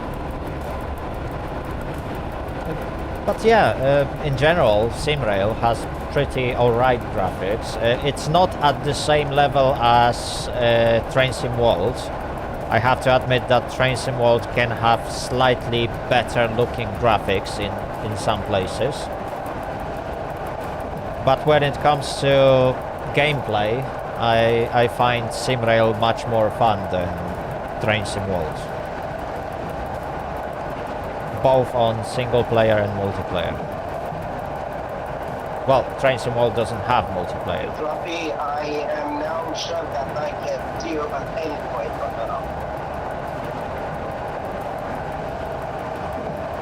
now. One more time. I'm sure that I can see you when, like, at any point. Nice. Well, I will be stopping soon, so you will probably go past me.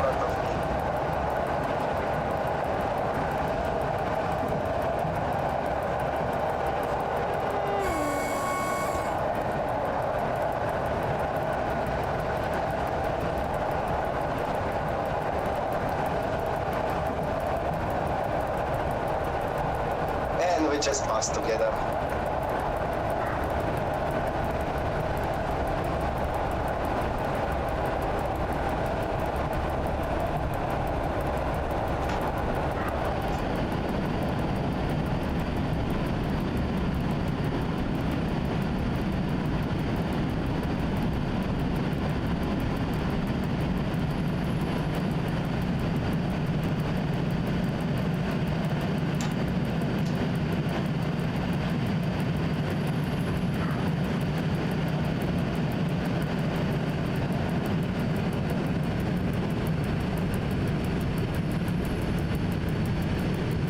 we go.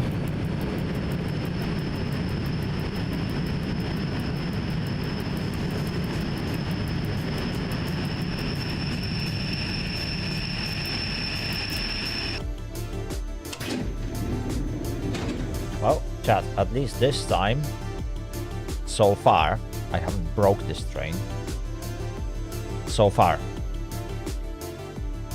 Well, we can't say that about units that I've been driving in single player, where I broke it.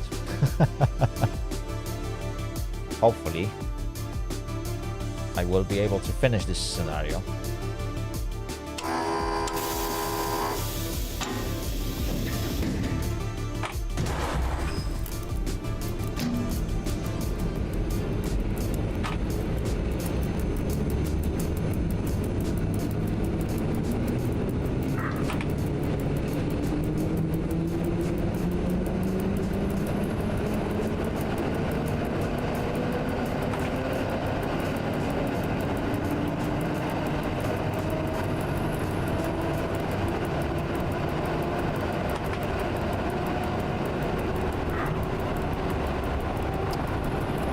When it comes to my favorite units,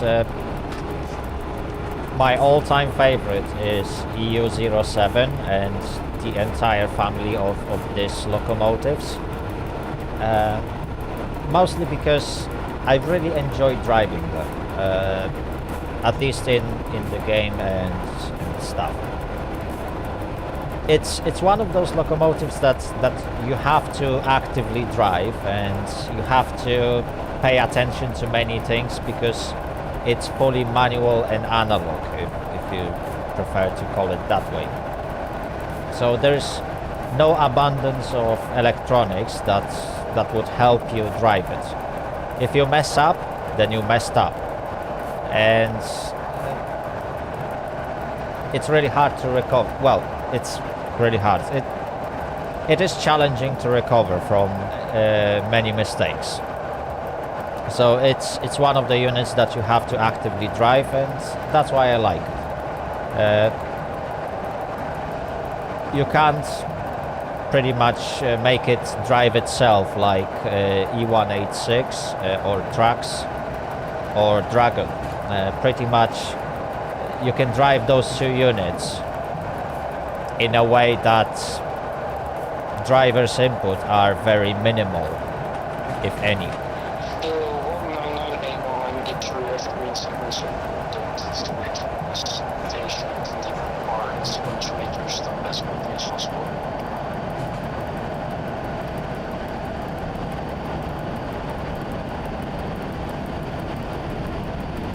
To be honest, I couldn't hear you through that noise.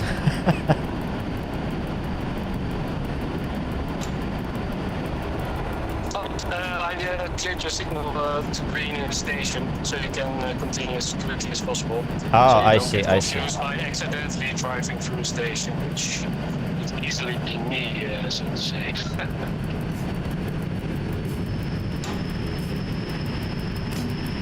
Yeah, no worries.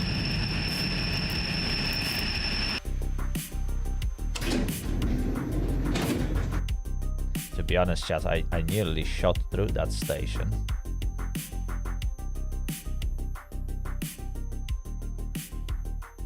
I have to admit that I nearly shot through that station. It was only this message on the top that told me, yeah, you are approaching the station. That made me slow down. And that's why, as a dispatcher, you must wait for the train to actually stop at the platform before you issue green signal, because I would have stopped before the signal.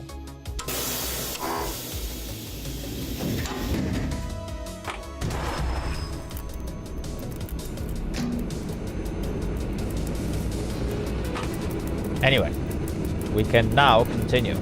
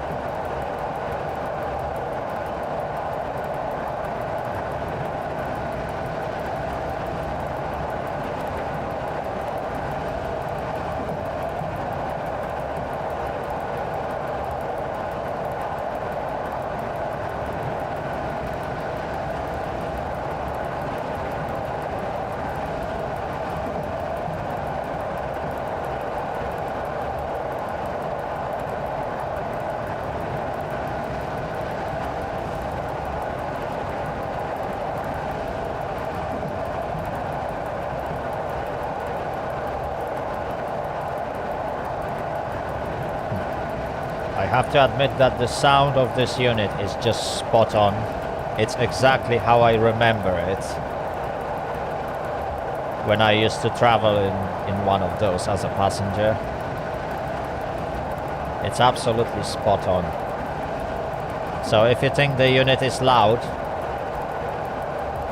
it's meant to be. Because that thing was built in 60s, and I can guarantee you that it wasn't built for comfort, and it wasn't built to be the quietest unit ever. Basically, the internal insulation, especially sound insulation, doesn't exist in that thing, among with many other things that would improve passenger comfort. It was meant to move passengers from point A to point B, and that's exactly what it does.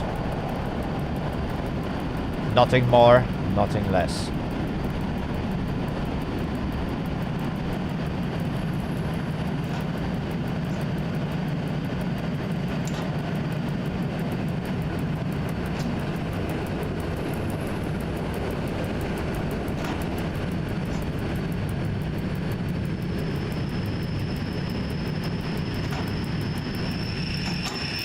Oops, I messed up.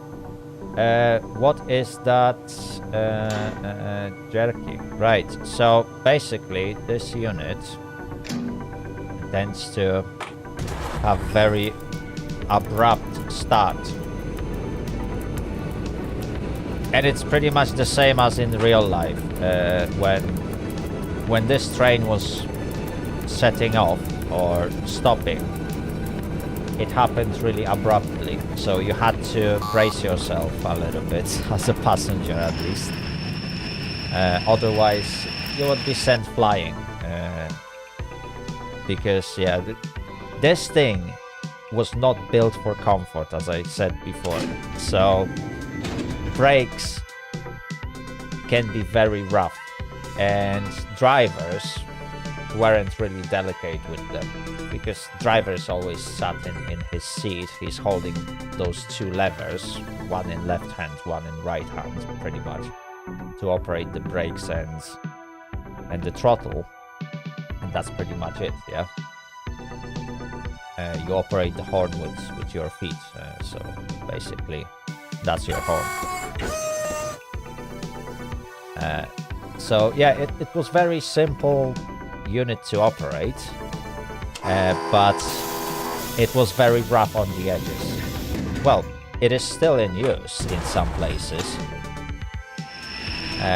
but yeah, it basically, that's jerkiness when you start it. It's this unit just trying to set off, and it does so really abruptly. It doesn't have engines that will gradually increase the throttle. When you put it on the first position, it has like a fixed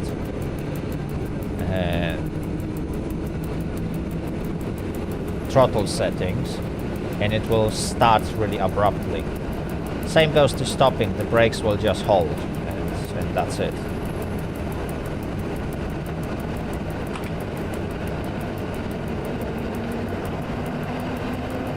So when you look at the more modern units like EN76 or ELF, which you can also drive in the game, it has electrodynamic brakes,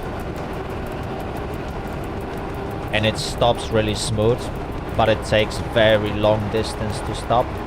And this thing can stop really quickly. With a little bit of a practice, you can learn how to drive into the platform with EN57 at around 60 kilometers per hour and still make it to stop before end of the platform, which I can guarantee you in many places you won't be able to do with ELF or EN76. Do you give them do you allow them to overtake? I'm on schedule, right?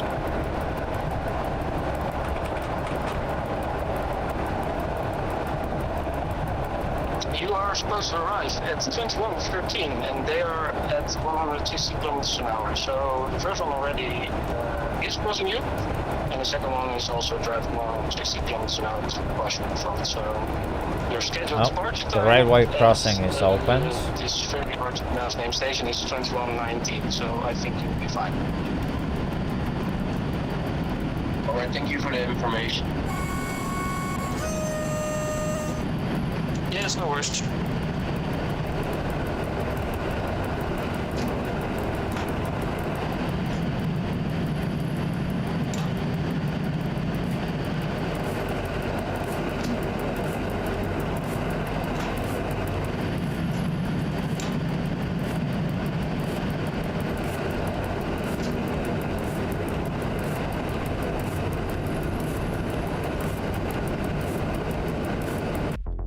Ah, there we go. That's the end of the scenario. That's why the crossing was opened. Okay. Yeah, so chat, as you can see, a lot of well, okay, that's not finished. So, but as you can see, Warszawa Ursus and Piastów, those are my actual stops, and we had to skip it. Pazhniew, yes, I overshot the platform, therefore the game counts it as skipped. So yeah, again, the scenario has some bugs, and on top of that, I don't know this part of the route because I usually don't take services around Warsaw, especially commuter services. So there is a lot of practice to do if you want to be spot on time in this area. I made tons of mistakes. Really, okay, yeah. So I failed to stop on the platform. I've been exceeding the speed limits a little bit in some places. I think there was another mistake somewhere. I think I failed to blast a horn on one occasion. Okay, never mind. So yeah, chat. That was EN57. Let's see if we can get service with EN76. It is really difficult to catch it. I'm not sure if we will catch it on EN1. That would be really difficult. PDE. That's unfortunately. Okay. Oh, okay. This one.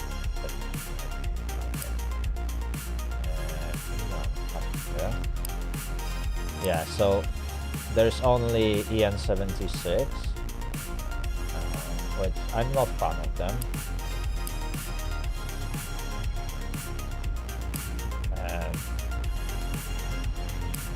That's PW, okay, again.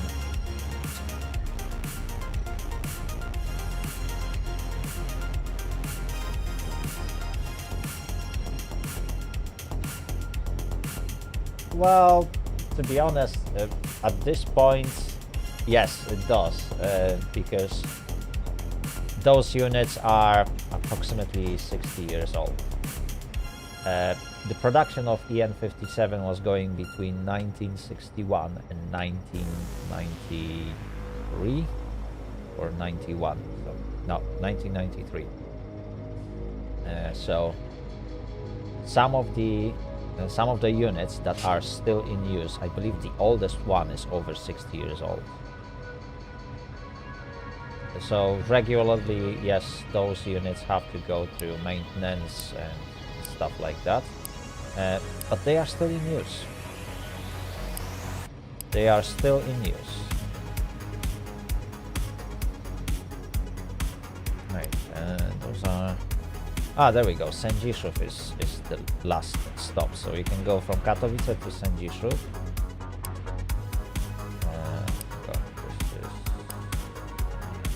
All of them are going to Sędziszów. This one is going to Katowice. Wow. Yeah, it's really hard to... Ah, there we go. This one will finish soon, that's why someone released it. You can technically take Express Intercity, but I hate to drive Pendolino, mostly because the unit is not completed yet. There's no ETCS system, and therefore it kind of makes no sense to drive it at the moment. I will give it a shot at one point, and definitely we will see some episodes in the future when I will be driving that beast, hopefully along entire length of the route. But yeah, I'm not looking forward to it just yet, because without ETCS it's not really driving this train. Right, let's have a look. No, it's only EN76 and I hate to drive this thing.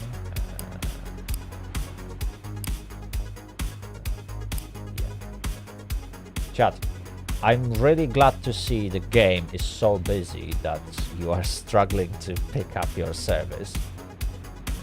Speaking of the game, it is now 30% off on Steam if someone wants to buy it. The game is now sold for about 20 British pounds sterling.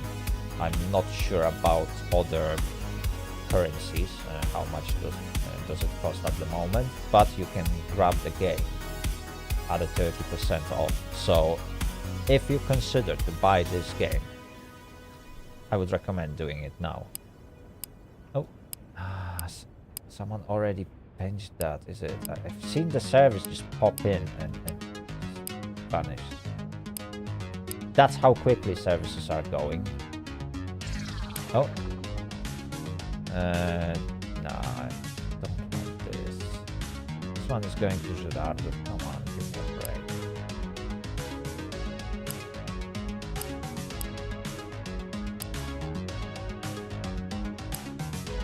Gerardo.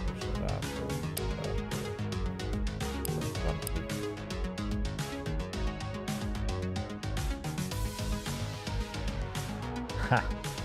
This one is bugged. If you are heading to Mishkov, it's not going to work.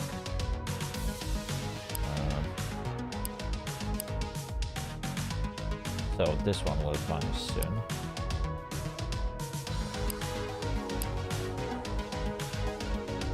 Oh, okay. You can grab this service.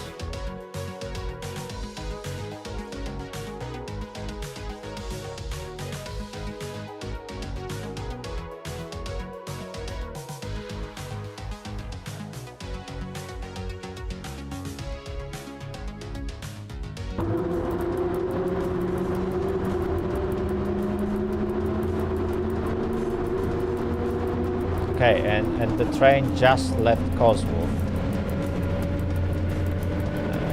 Hang on. We are now heading to Volbrom.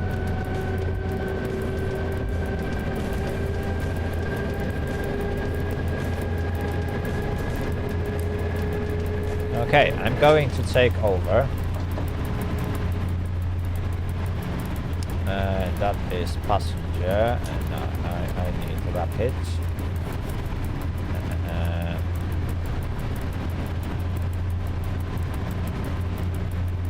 Hang on. Let's turn on cab lightning for now.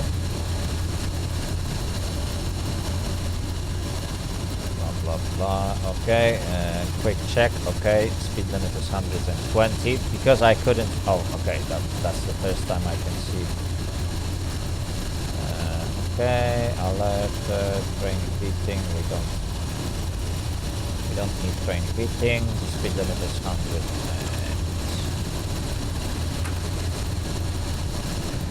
Speed limit is 110 at the moment.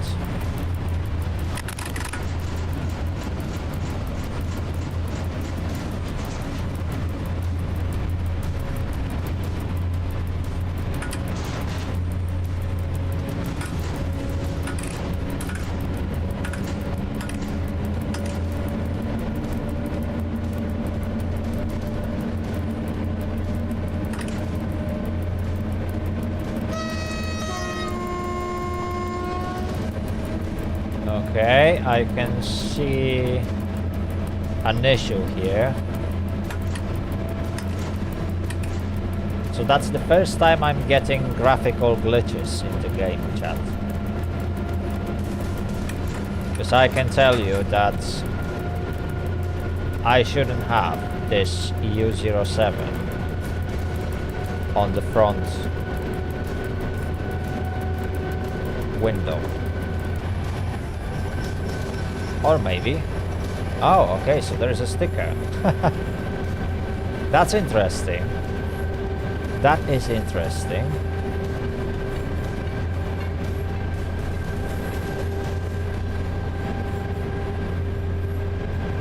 I didn't realize that this thing has a sticker.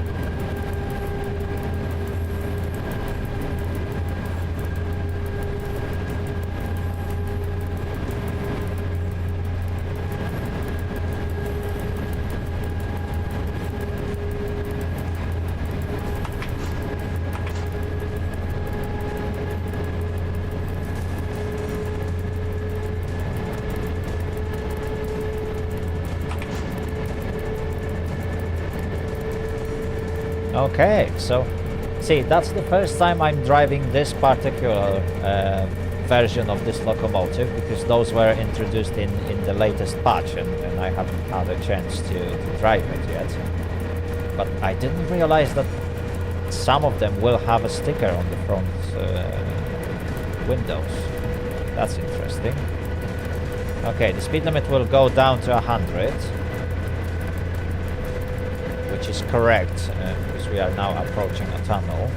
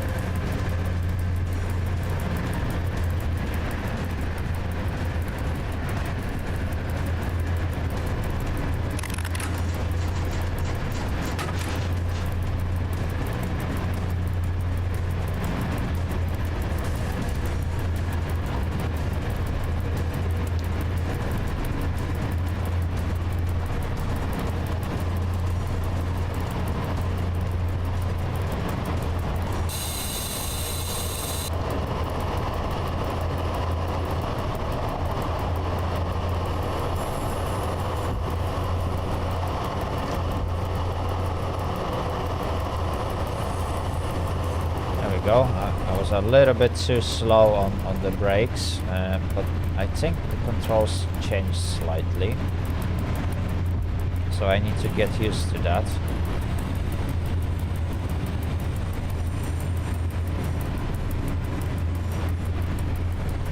Also, whoops, okay, I am on radio channel 4.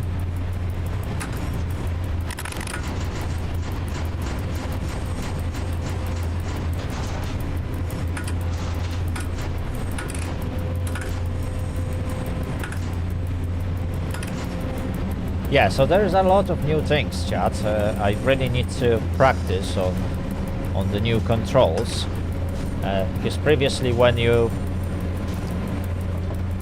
quickly tried to drop down the throttle, it dropped down all the way to 0. Right now it doesn't drop all the way to 0. It drops down to position 1, which shouldn't happen, to be honest.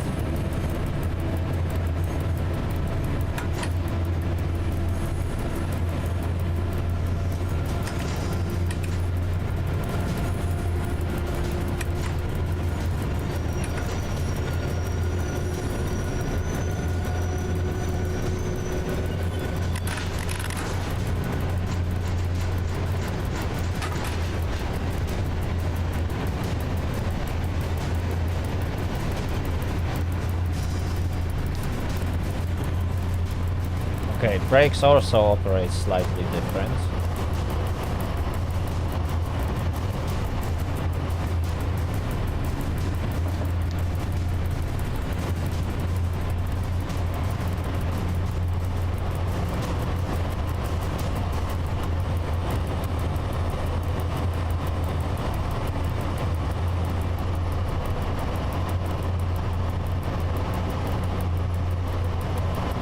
Oh, this is definitely not going to be a clean run.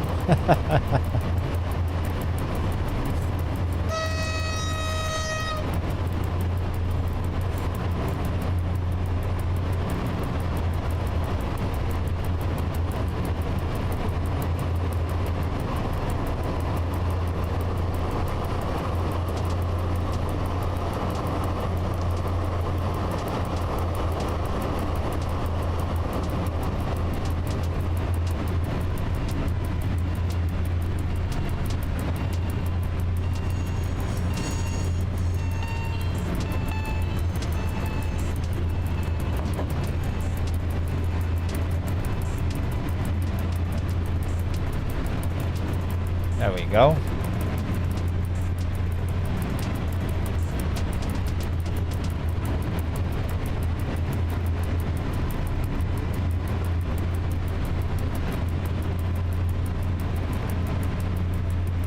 Another thing that I would like to know is what is the length of my train.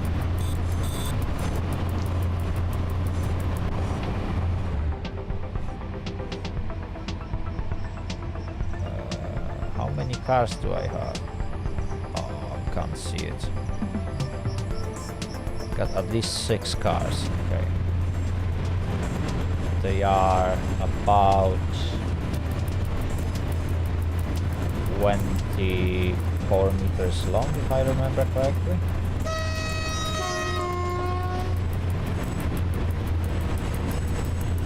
So that's 150 meter long. Okay.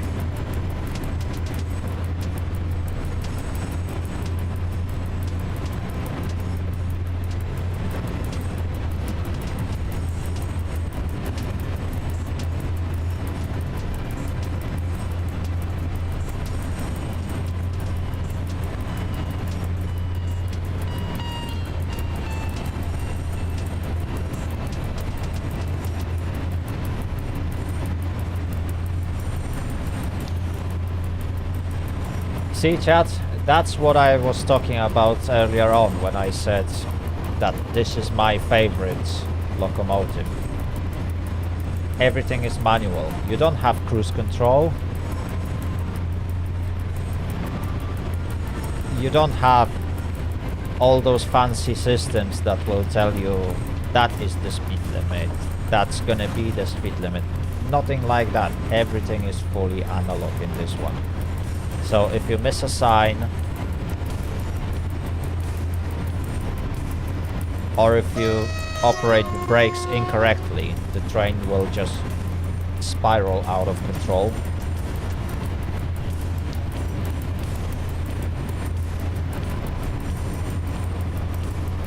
Yes, indeed, they do feel different. I have to say that I kind of like it, how the brakes operate right now. It's really, I don't know, it feels different, but it feels better, different. Previously you had that first fixed position, and then you could manually operate the lever. Right now the lever operates manually all the time, which is something that I need to get used to, because I got a bit lazy on that part. And I used to use that first position to engage the initial braking, and that was often enough to slow the train down. Right now I can't rely on that.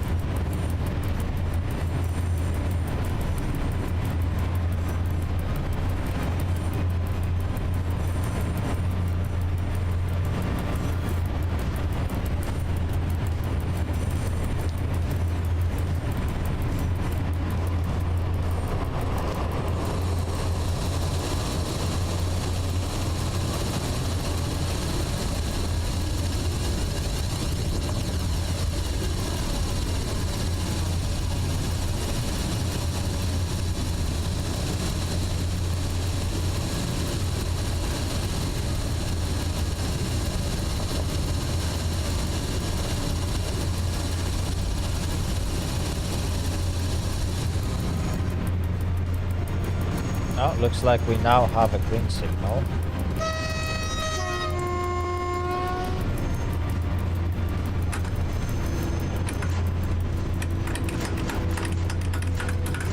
Yeah, we do.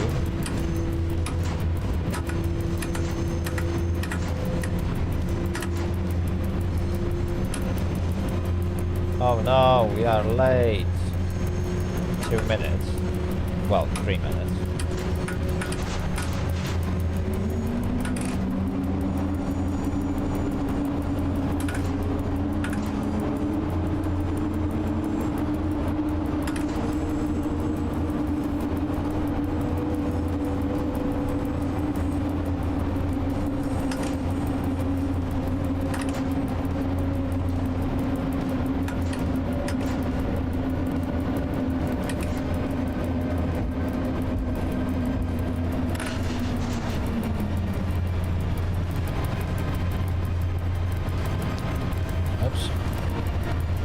I knew it should be 60. There we go.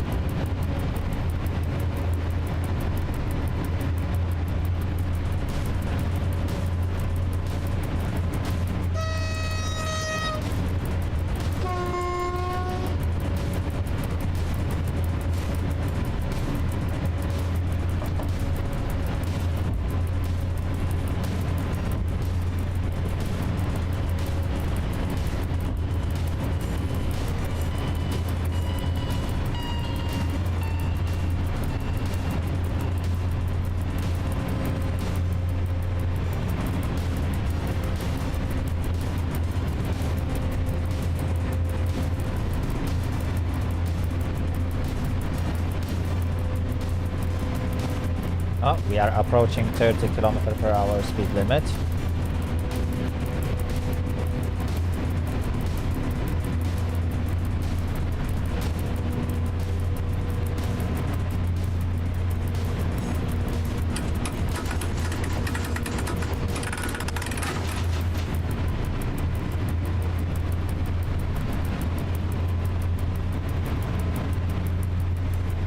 Should be able to slow down if I just let it coast.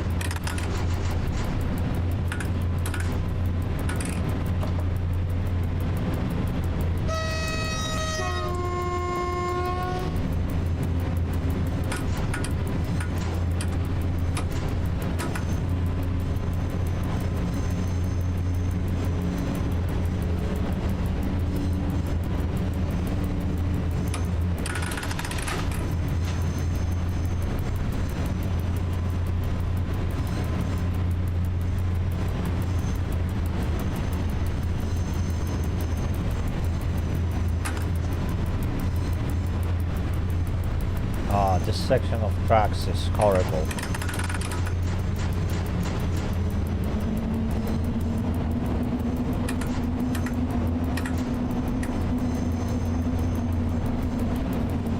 If I remember correctly, there should be two 30 km/h speed limits, one after another. But I can't remember where the second one is.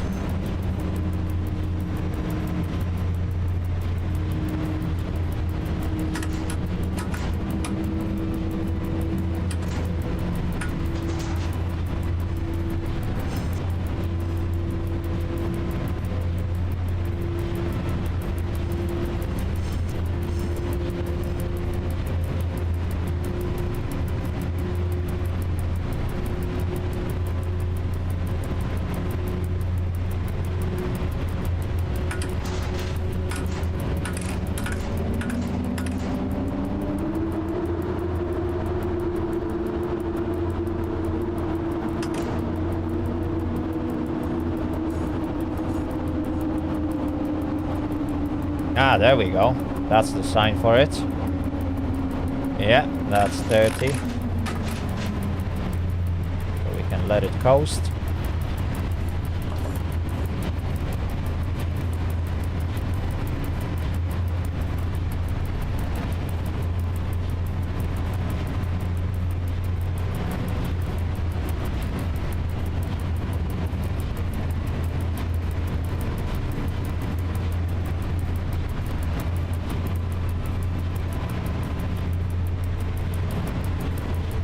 Okay, so it's 30 followed by 50. Oops,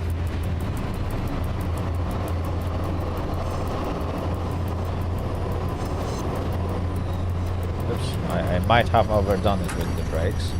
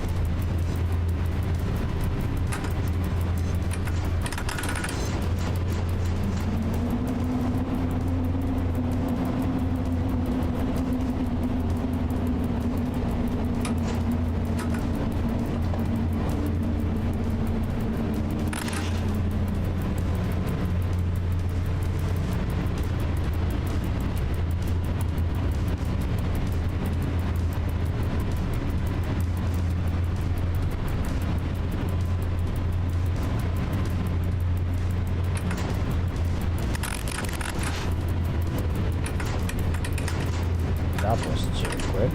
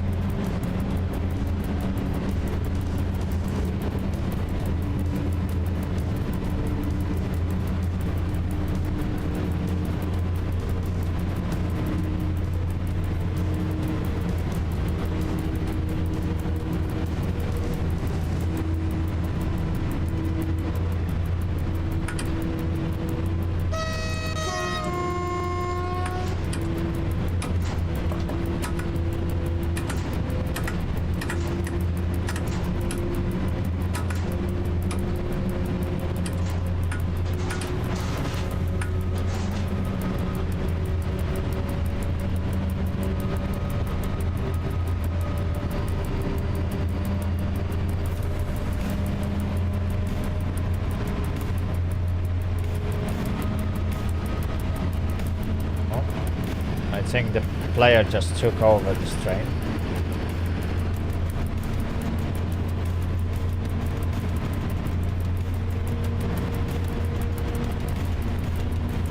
That is Gajówka, is it? I think so.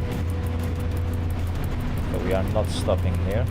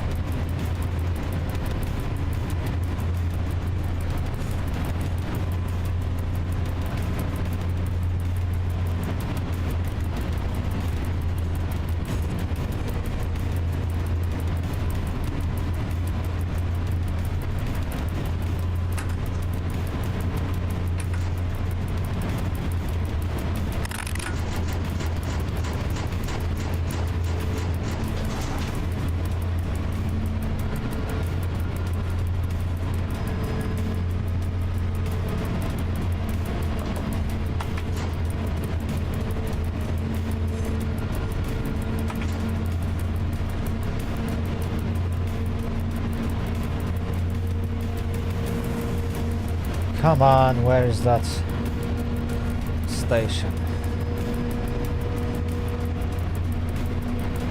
Voltron.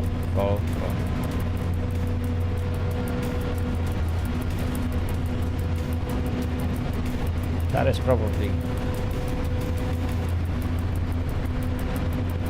driving through Checkpoint Lake.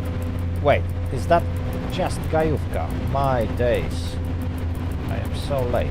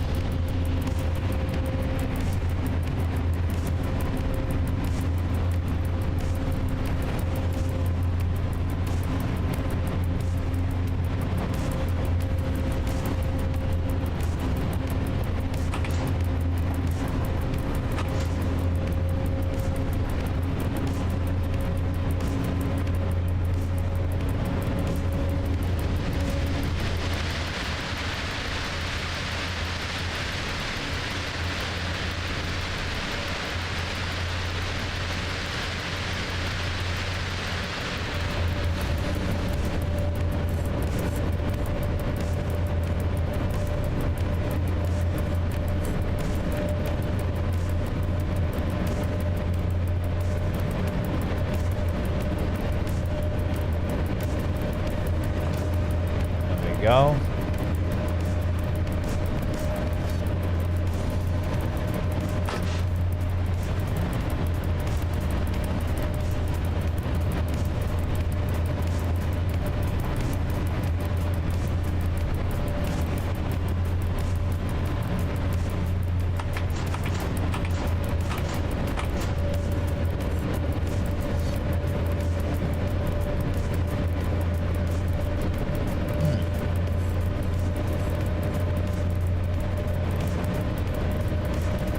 I have to say that I really like this particular unit.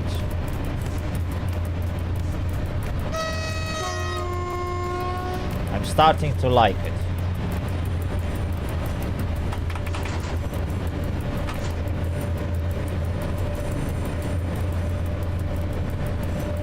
And I like the fact that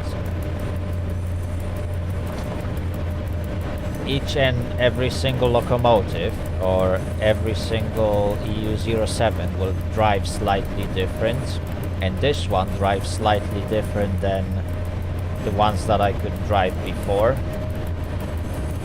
and I like how this one drives, honestly.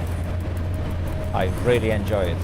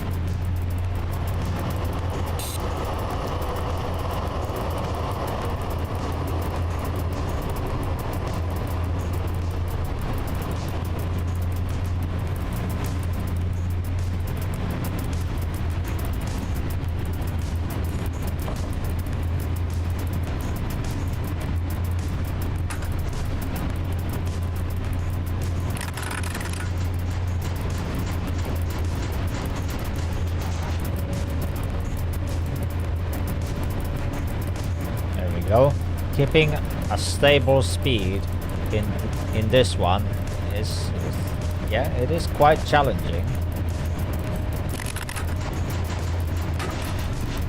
You have to constantly manipulate the inputs and either apply the throttle or apply some brakes. Otherwise you will either go too quick or too slow, especially in this area where you go over slightly hilly terrain, so sometimes you are going uphill, sometimes you are going downhill, and you need to find that good balance so that you can keep the train within the speed limits.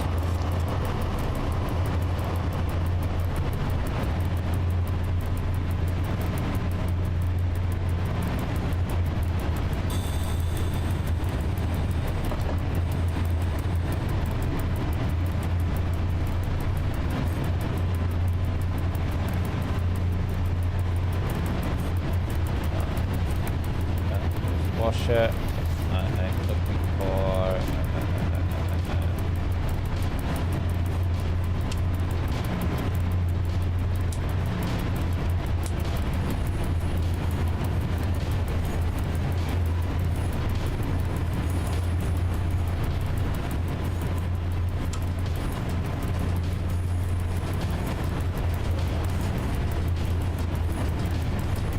wipers are very useful.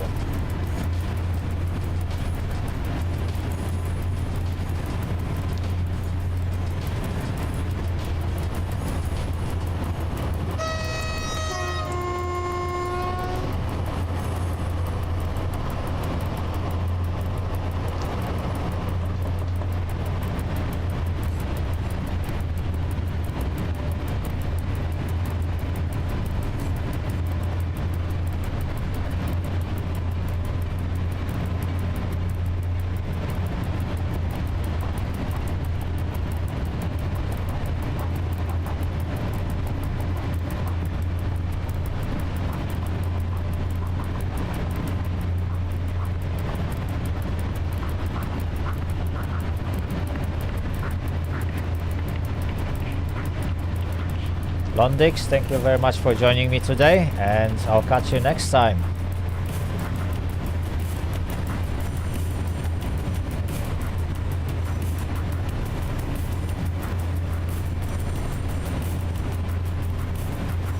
Alright chat, we are approaching the station.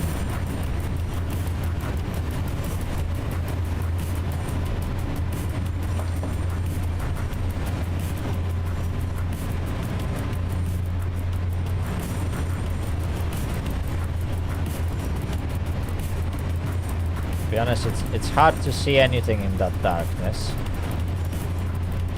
And I have a feeling that the wipers are not really having any effect on the windshield. Yeah, that's how it looks like.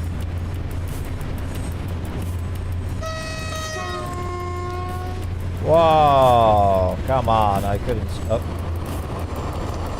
Oh. That was lucky. Chat, that was lucky. Literally just as I was approaching the signal, a dispatcher issued substitute signal on this one.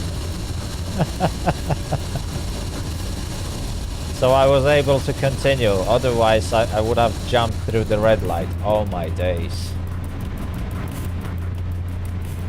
Oh, that scared me a lot.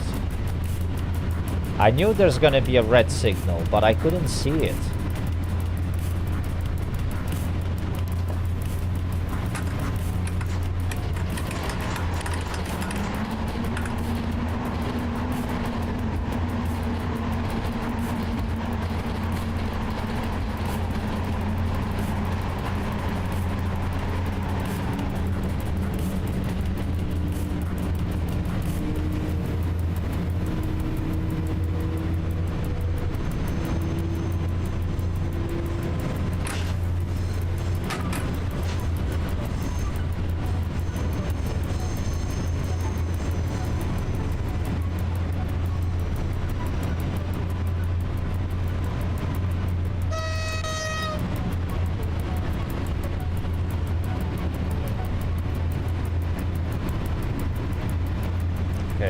we got green.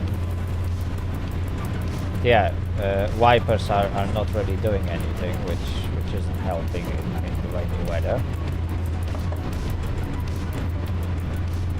I think I've seen a report on Discord or on the forums actually mentioning this particular issue.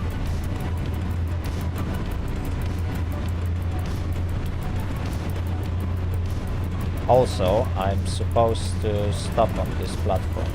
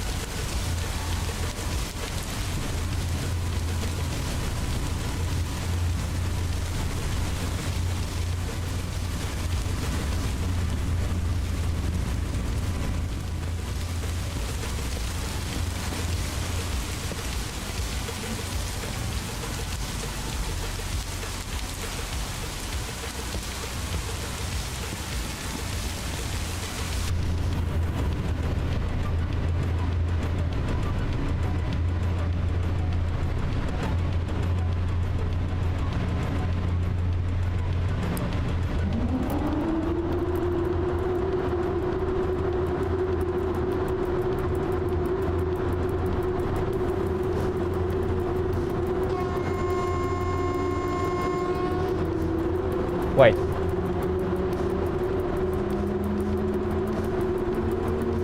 Chat, were you able to actually hear me for past few minutes? Or, because I have a feeling that I had disabled microphone.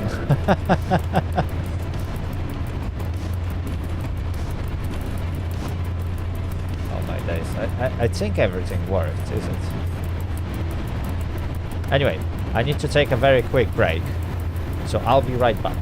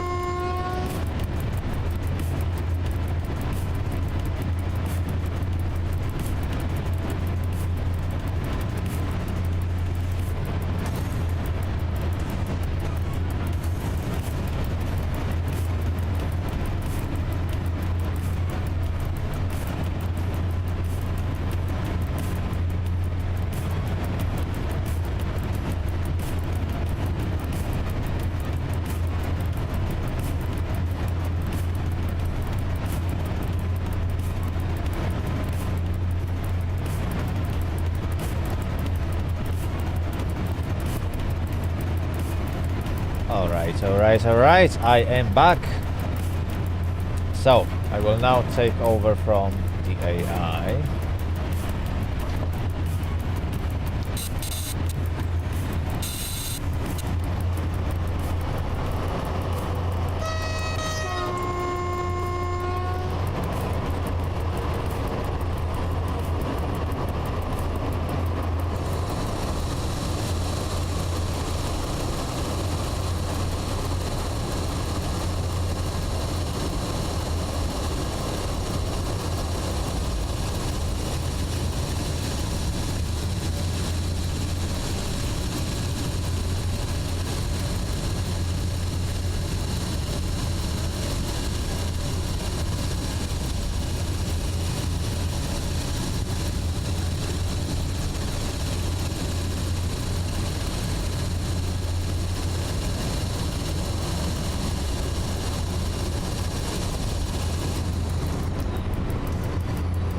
Go. I hope I won't stop the train. It's very easy to do it when you are trying to keep 20 kilometers per hour. Also, yeah, that's what I'm looking for. Yeah, chat. I think the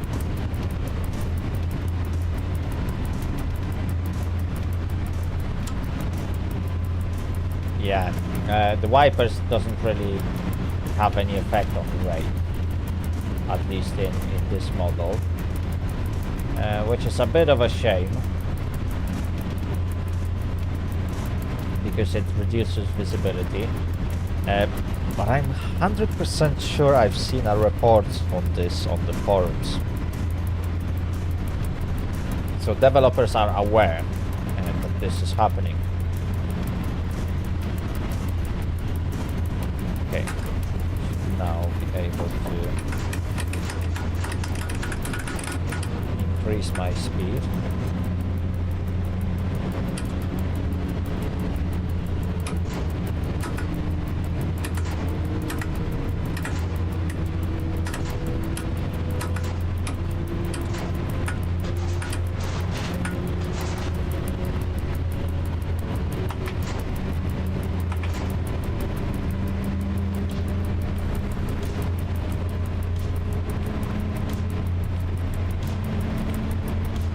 Well, I can only hope that the rain will stop soon, so that the windshield will clean itself. Or I can check if, yeah, the washer doesn't really help it.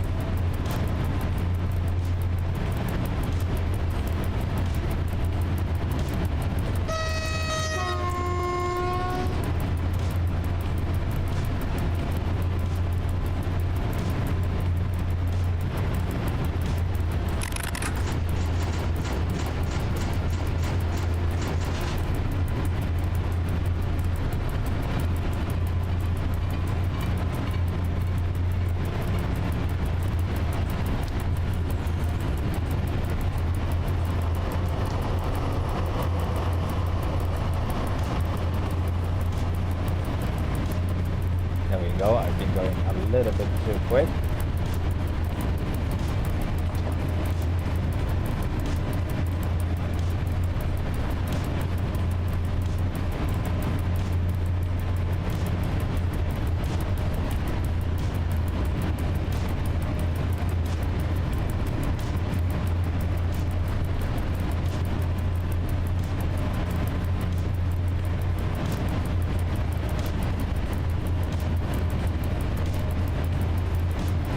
10 minutes late.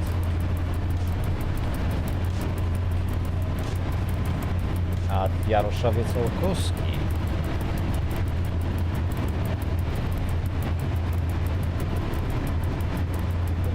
Oh no, this is Zarzecze.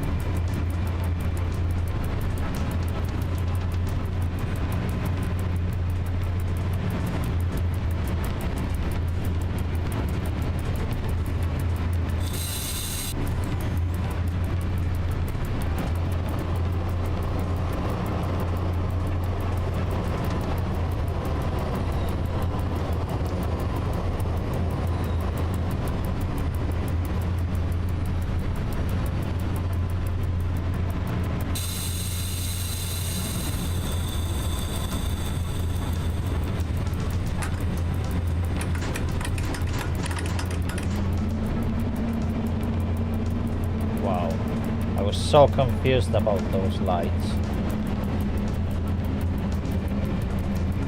But it's not for my truck.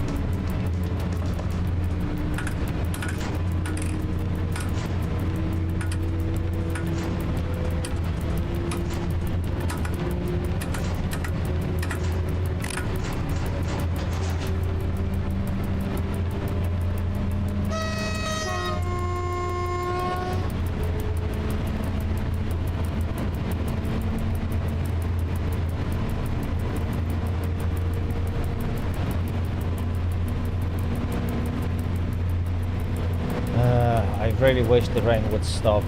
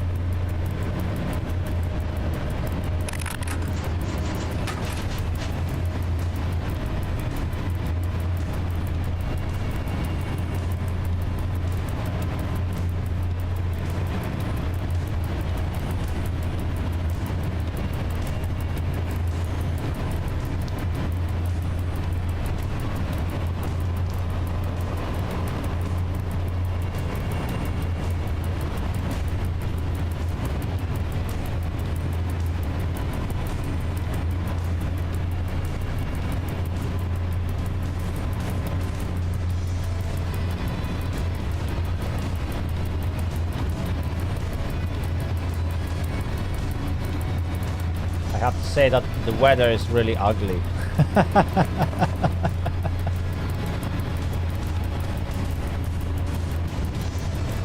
It's probably one of the worst you can get. The visibility is absolutely terrible. You can't really see anything in front of you. Oh my days.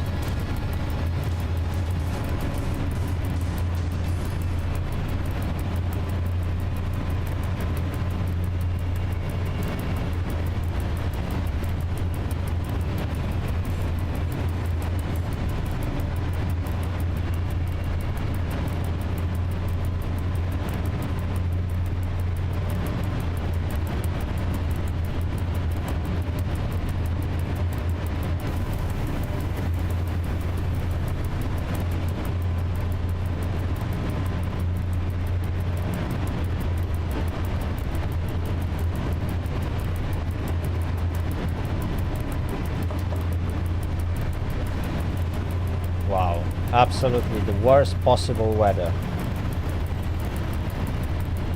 And on top of that, it's so dark, you can't see anything. Well, you can barely see anything, to be honest, because yeah, there is some visibility.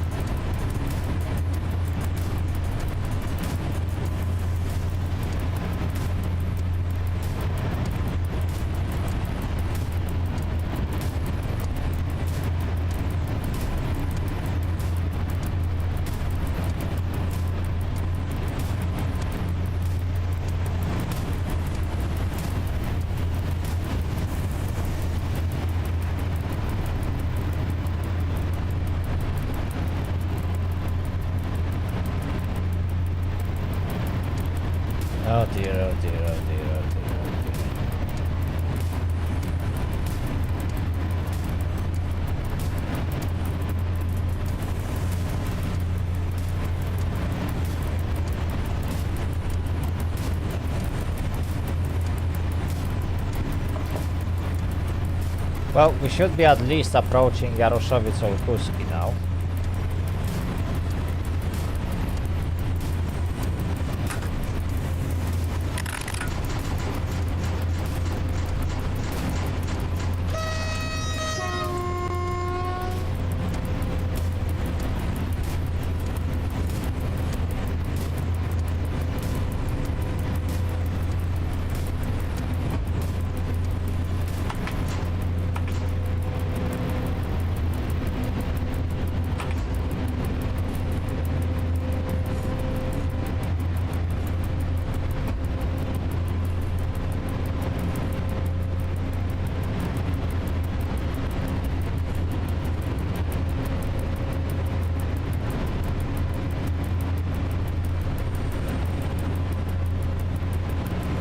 We are not stopping here.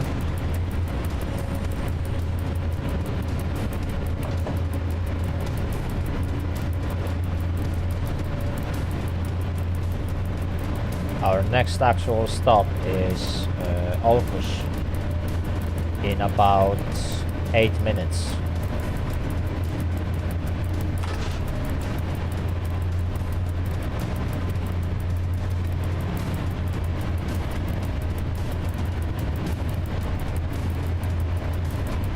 Light is green.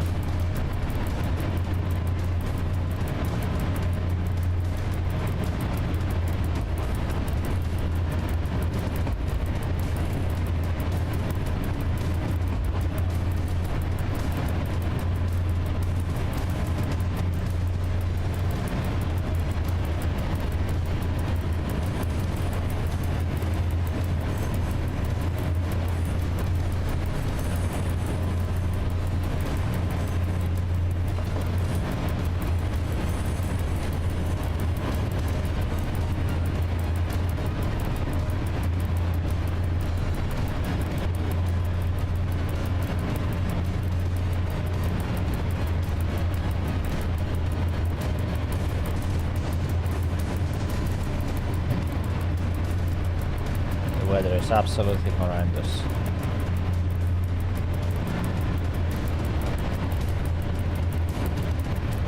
I can't see anything, but I'm quite sure very soon the speed limit should go up to 120, or it already did, and I missed the sign.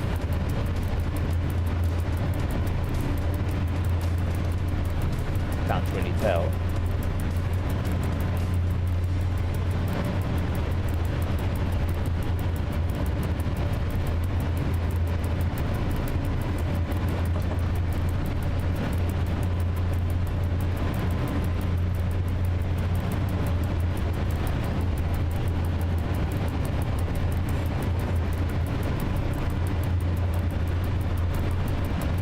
Yeah, but I'm quite sure that a route from Jaroszowiec to Olkusz was 120.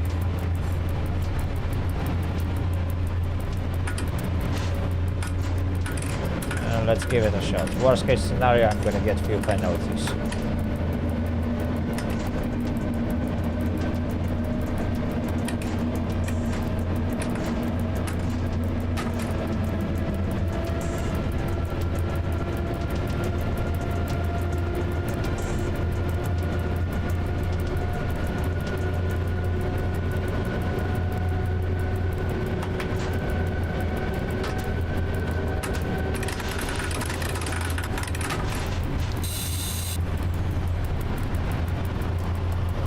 Okay, we are not there yet.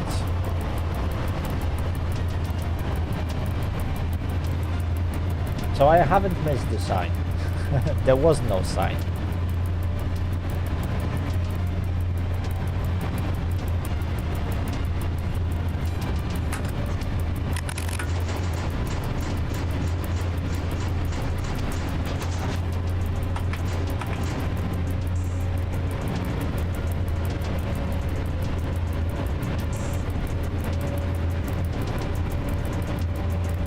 Or maybe it was between Olkusz and Sławków that it was 120. Can't remember now.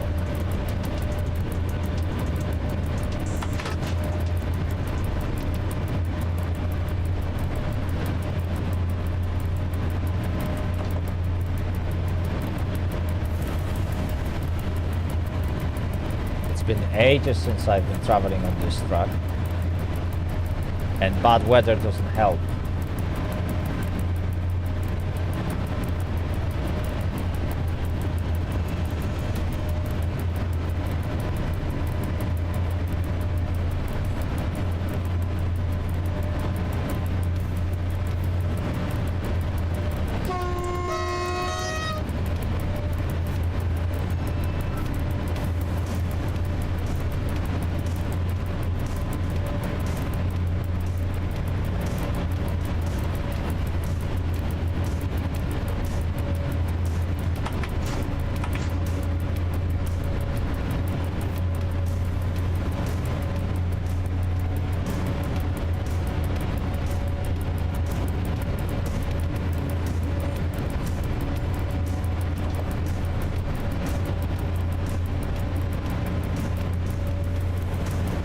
Well, at least we should be approaching Olkusz now.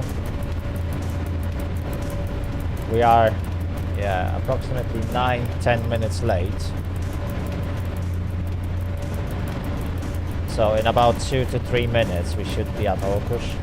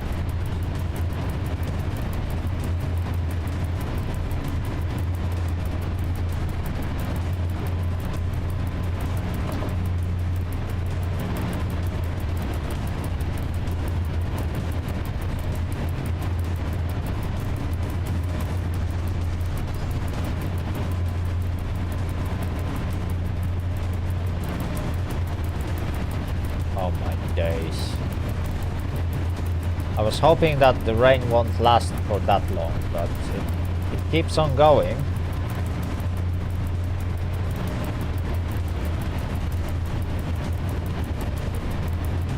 Oh, I think there's a train ahead of me. Yes, it is.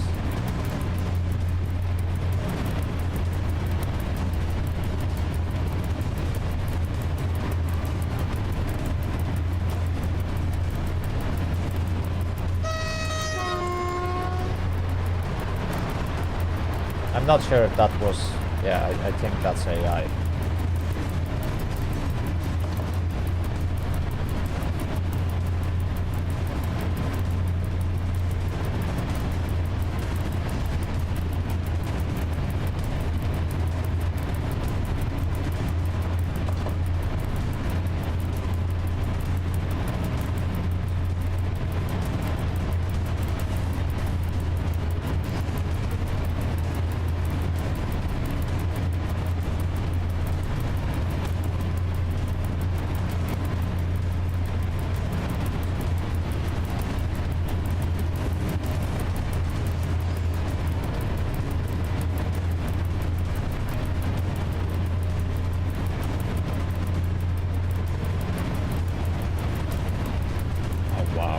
The weather is really horrendous.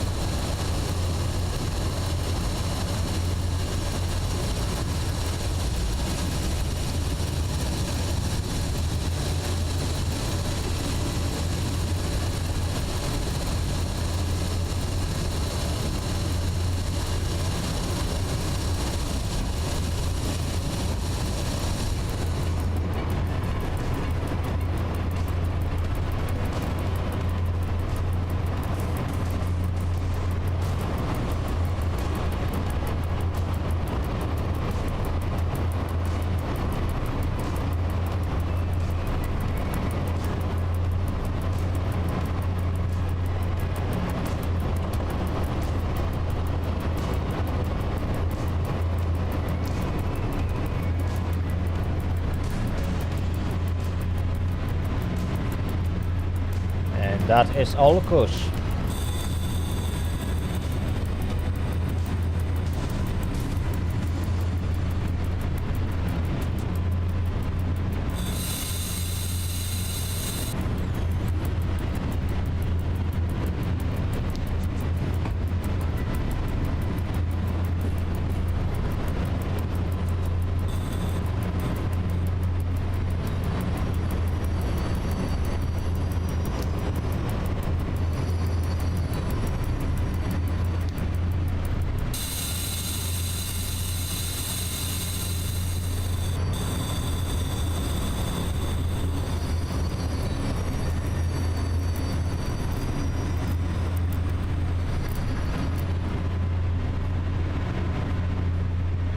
Wow, we have successfully performed another passenger stop.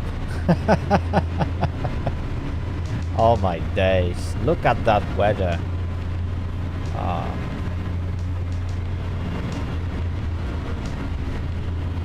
If only the wipers would work. I have to say that this would be very, very interesting and challenging run, but with wipers not working, it starts to getting annoying, to be honest.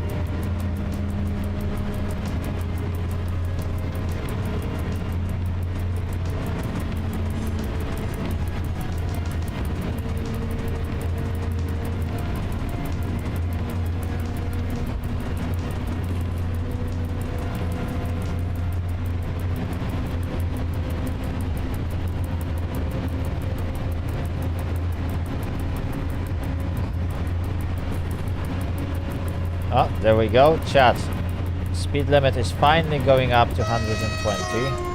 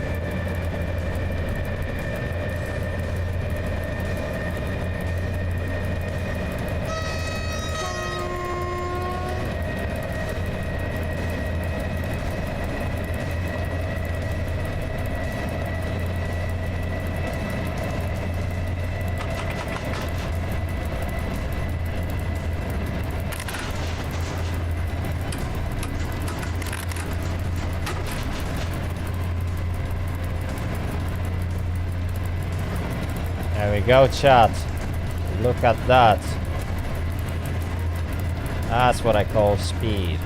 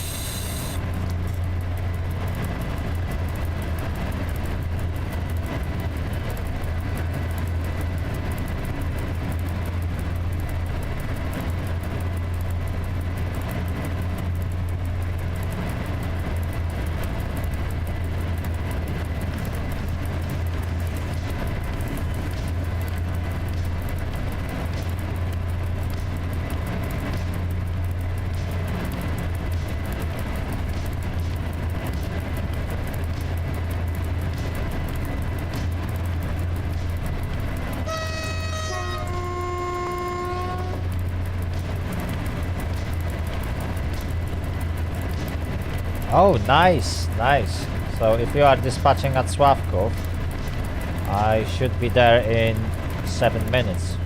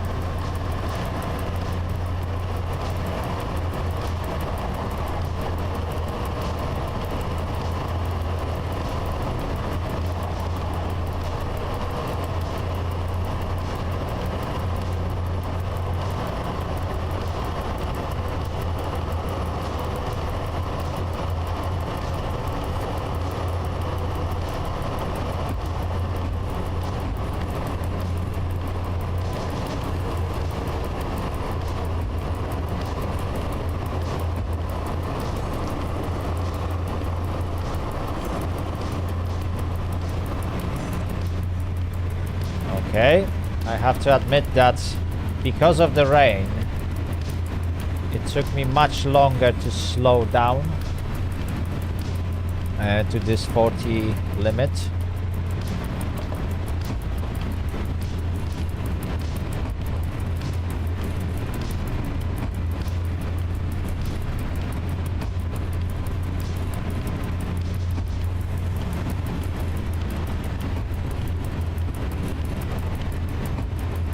I think this is Sławków right now, or is this Bukowno?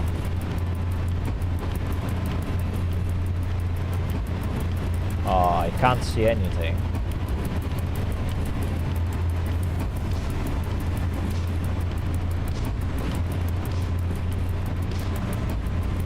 Yeah, I think that was Sławków.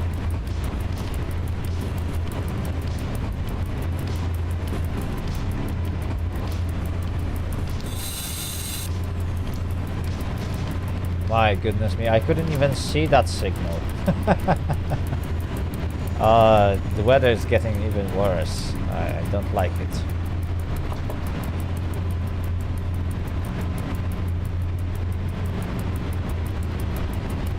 That was Bukowno, okay. Not... See. I knew I forgot about something. Okay. Oh my days, look at that weather.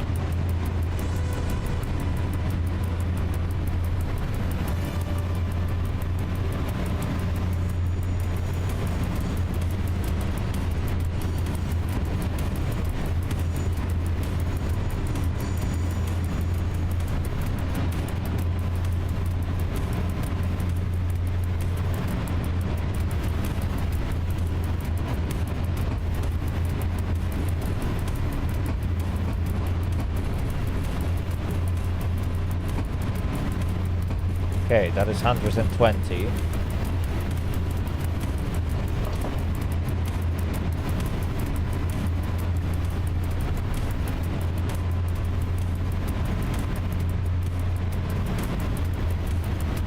Oh, I really wish that the rain would stop. Please. Game. Stop the rain, please.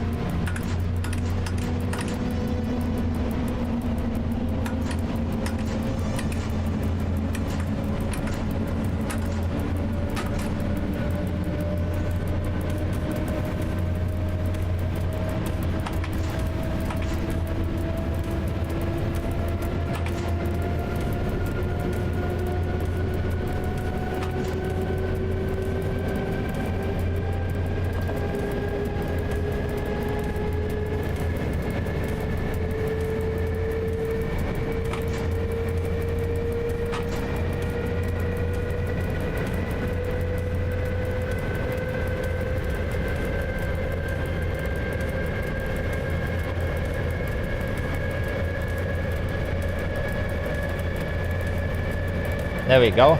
At a high speed I can actually see what's in front of me because the water is being blown off of the windshield.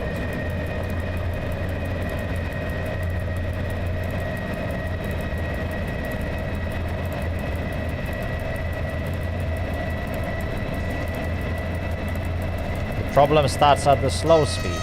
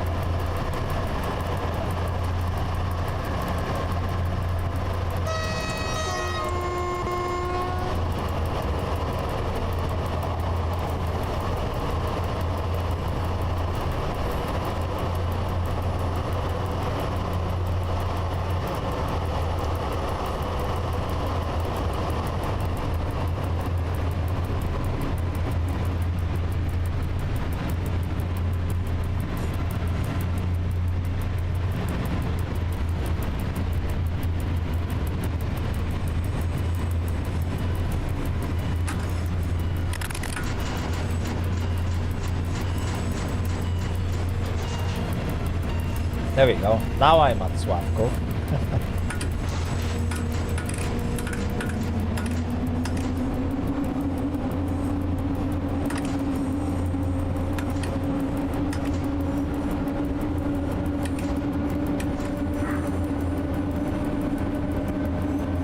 Hello.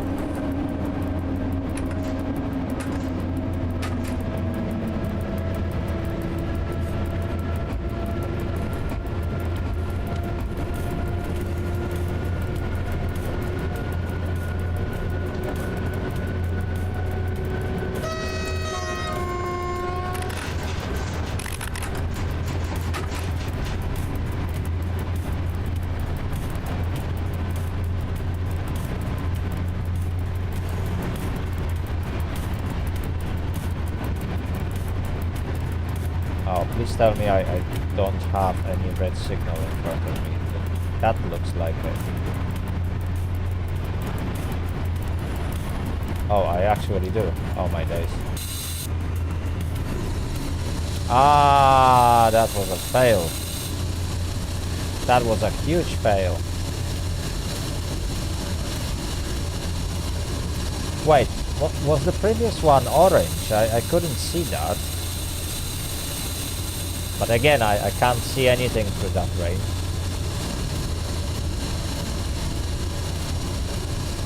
Yeah, that was a huge fail. Oh, there we go. The train is running back.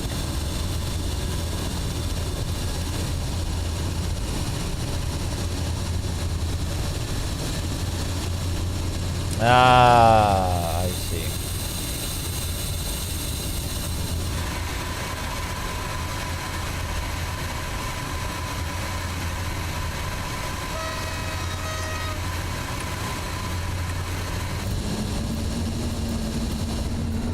I will have to review the video and see if there was orange signal before, because I couldn't see that.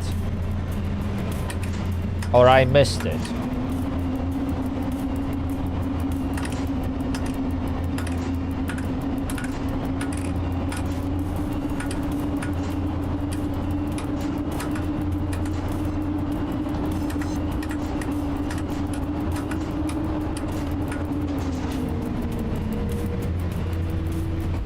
Yeah, so it was green, so that's why I didn't expect red signal to show up. And because the game has that silly system to teleport the train back rather than let it go and apply penalty for passing signal at danger. Yeah, I had to bring it from the stop. I'm not fan of that system, but it is what it is.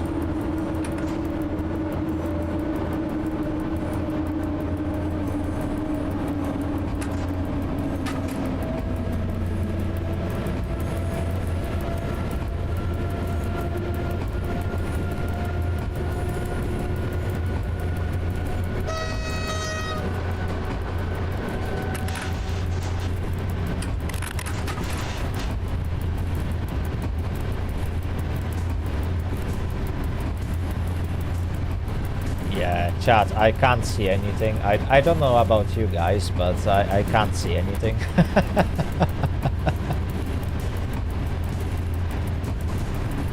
Okay, now I can see the green light, which gives me some hopes that things will work well.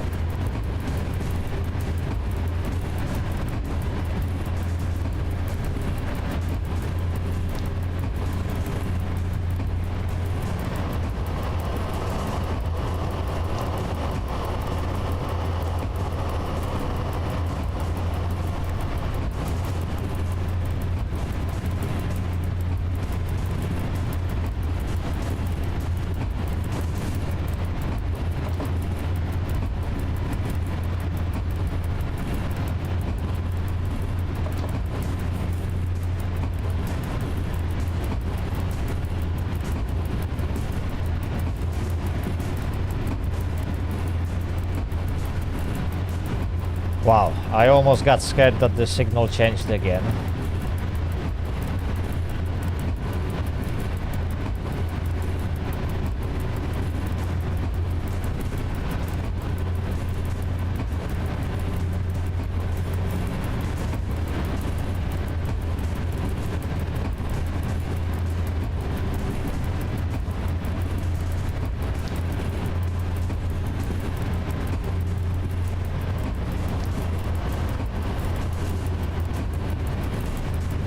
Okay, now I think I will have orange. Yeah, that looks like S5.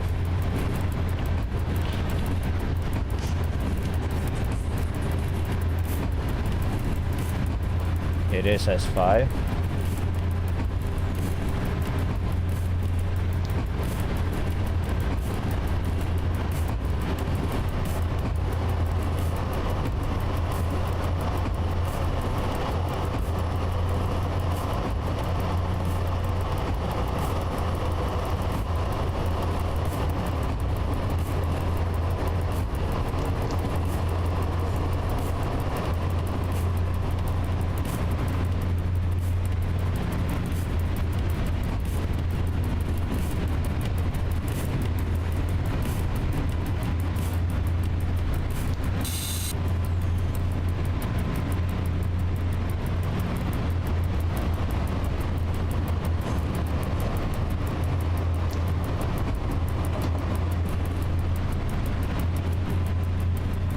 Now if I could only see where the semaphore is.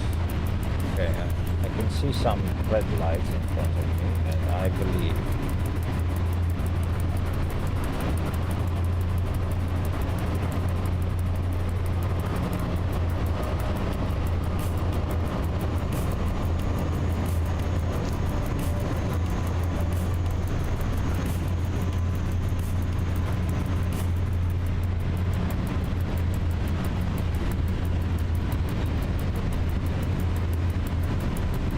main driver 24191, this is dispatch, the board needs something.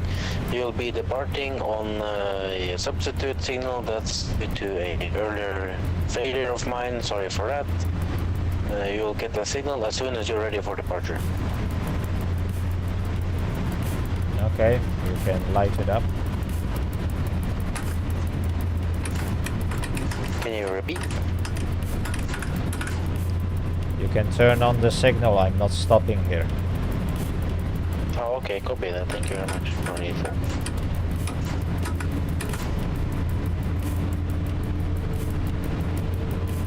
Penka, hey Jay, hello, welcome to the stream. I hope you'll have a great time today. There we go, I can see the signal.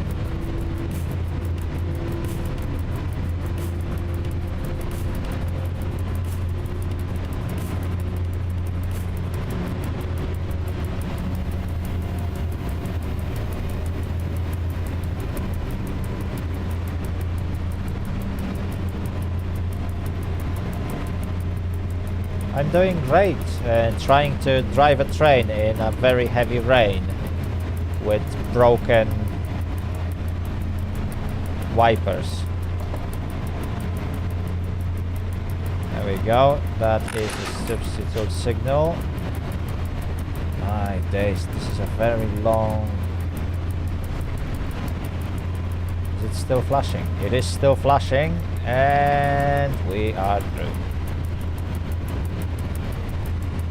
Can't see anything, and the problem is that this is a very slow section of the tracks, so I can't even use speed to clear my windshield. Oh, this is gonna be terrible.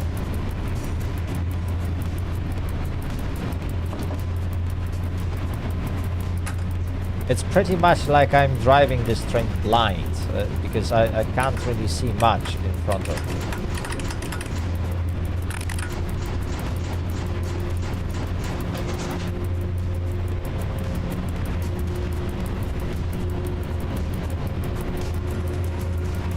See, my next stop is Sosnowiec Kazimierz.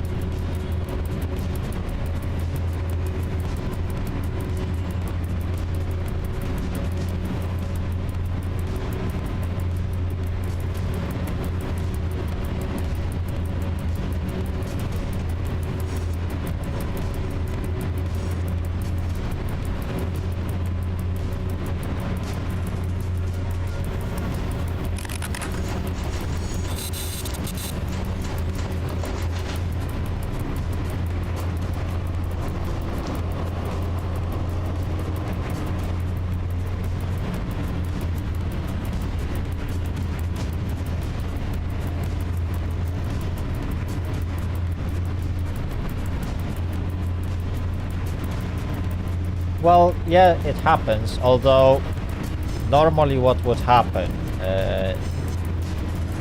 you would go past the signal, you would have stopped the train as soon as it's humanly possible, and since I'm driving a passenger train, I would have probably stopped it, well, with full brakes rather than emergency brakes.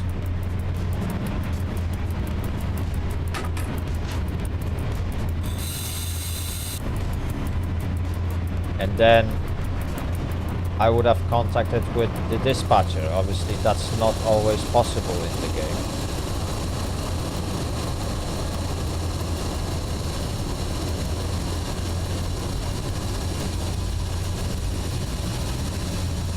And on top of that, the game has that bad tendency to teleport you back behind the semaphore, which in real life wouldn't happen.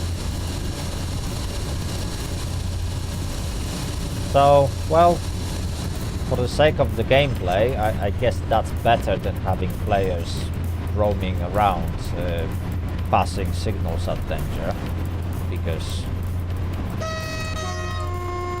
otherwise there would be no penalty. So, yeah, from the gameplay perspective I can understand why it's done, but yeah, sometimes it's annoying, especially when it's not your fault as a driver to pass signal at danger because it just changed on you, and it happens sometimes when just a few hundred meters in front of you, the signal just changes to red. And even with emergency braking, you wouldn't be able to stop the train. Which normally wouldn't be a problem. You would just stop as soon as possible. But, you know, it is what it is. Oh, God. I need to lower the front of it.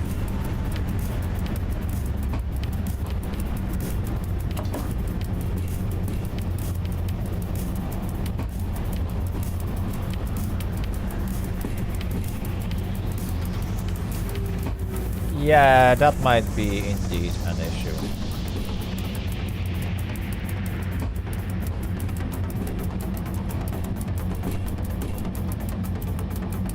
Okay, now I can raise the pantograph.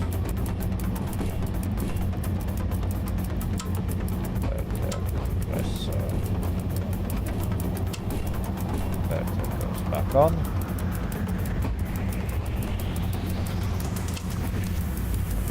Goes back on.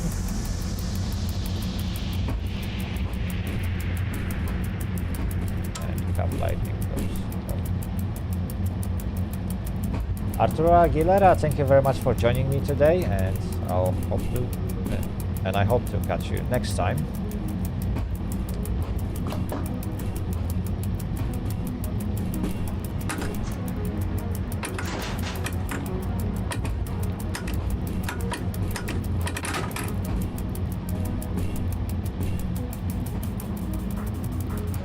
Oh, I forgot about one thing.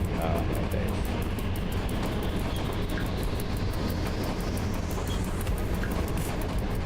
There we go.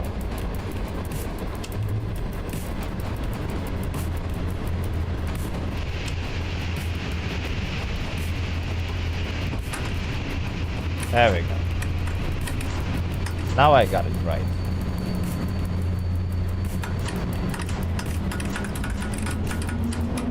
Well, the lighting is alright. It has its own issues and it's not perfect. Sometimes you get lights that you shouldn't be getting.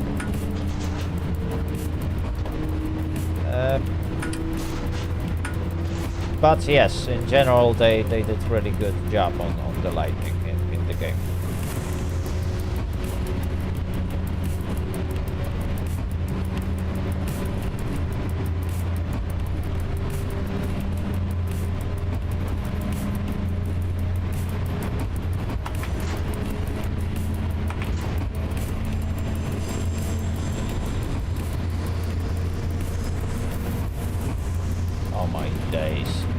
I really wish that it would stop raining.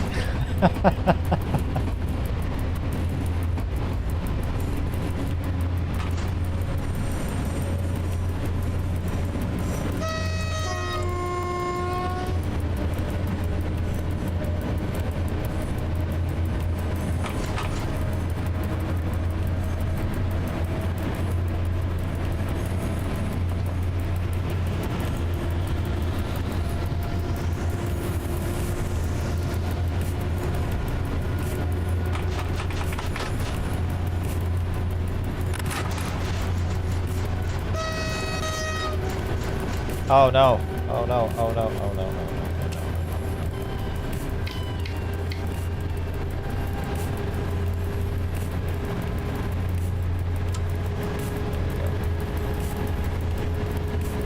no. I completely missed the sign with the new radio channel, and those will be changing right now. Oh my days.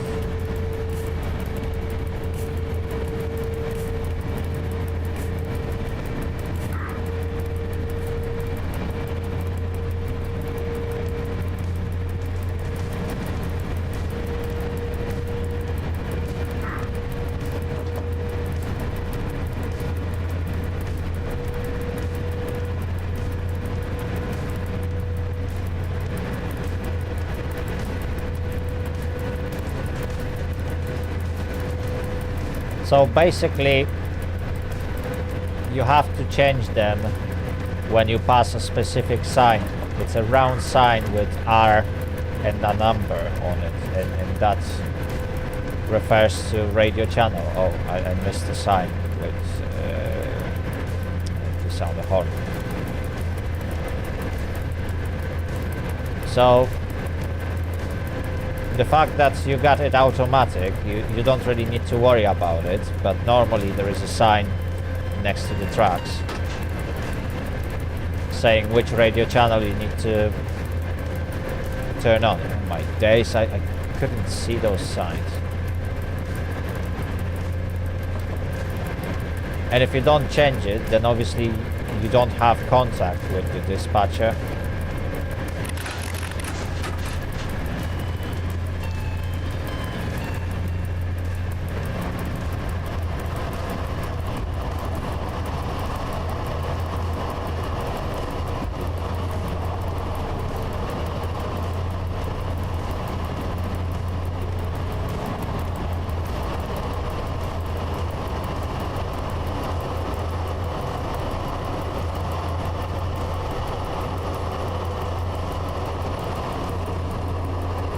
Oh, same as I just did.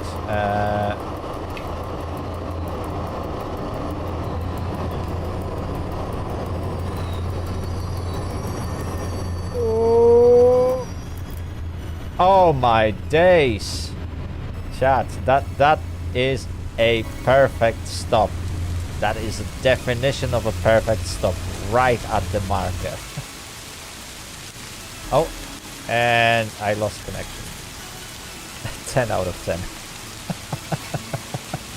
Chat, that is a perfect stop. I nearly shot over that station. Right. So, I lost the connection. So it's either a server crash, server restart. Oh, it might be a server restart. It's midnight in Poland. Yeah, it's already 10:56. Right.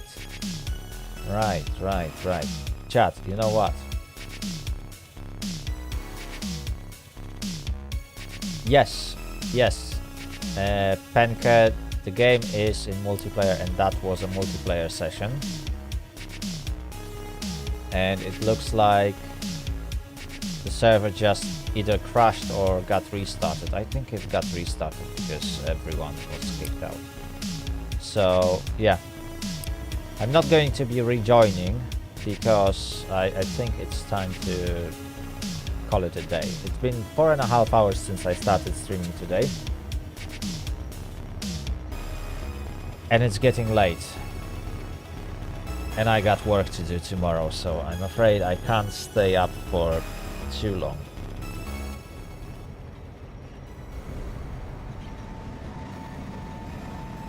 Right. Whew. Chat.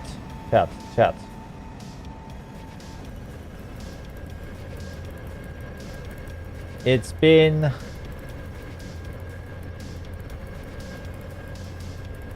a nice session. I really had a blast. What we managed to achieve today is to completely break EN57 to the point when it wasn't recoverable. So at least I know you can do it. We managed to complete a very short route with EN57 on a server, and then we had an opportunity to drive in the rain with EU07, and we know that it's not a pleasant journey if it's raining. It's the middle of the night, and on top of that your wipers doesn't really get rid of the rain. So hopefully that issue will be fixed by the developers really soon. I really look forward to trying again in similar conditions when the wipers work. And because that would prevent me from making a lot of mistakes that I made. And I have a feeling that my driving would be far better than what it was today.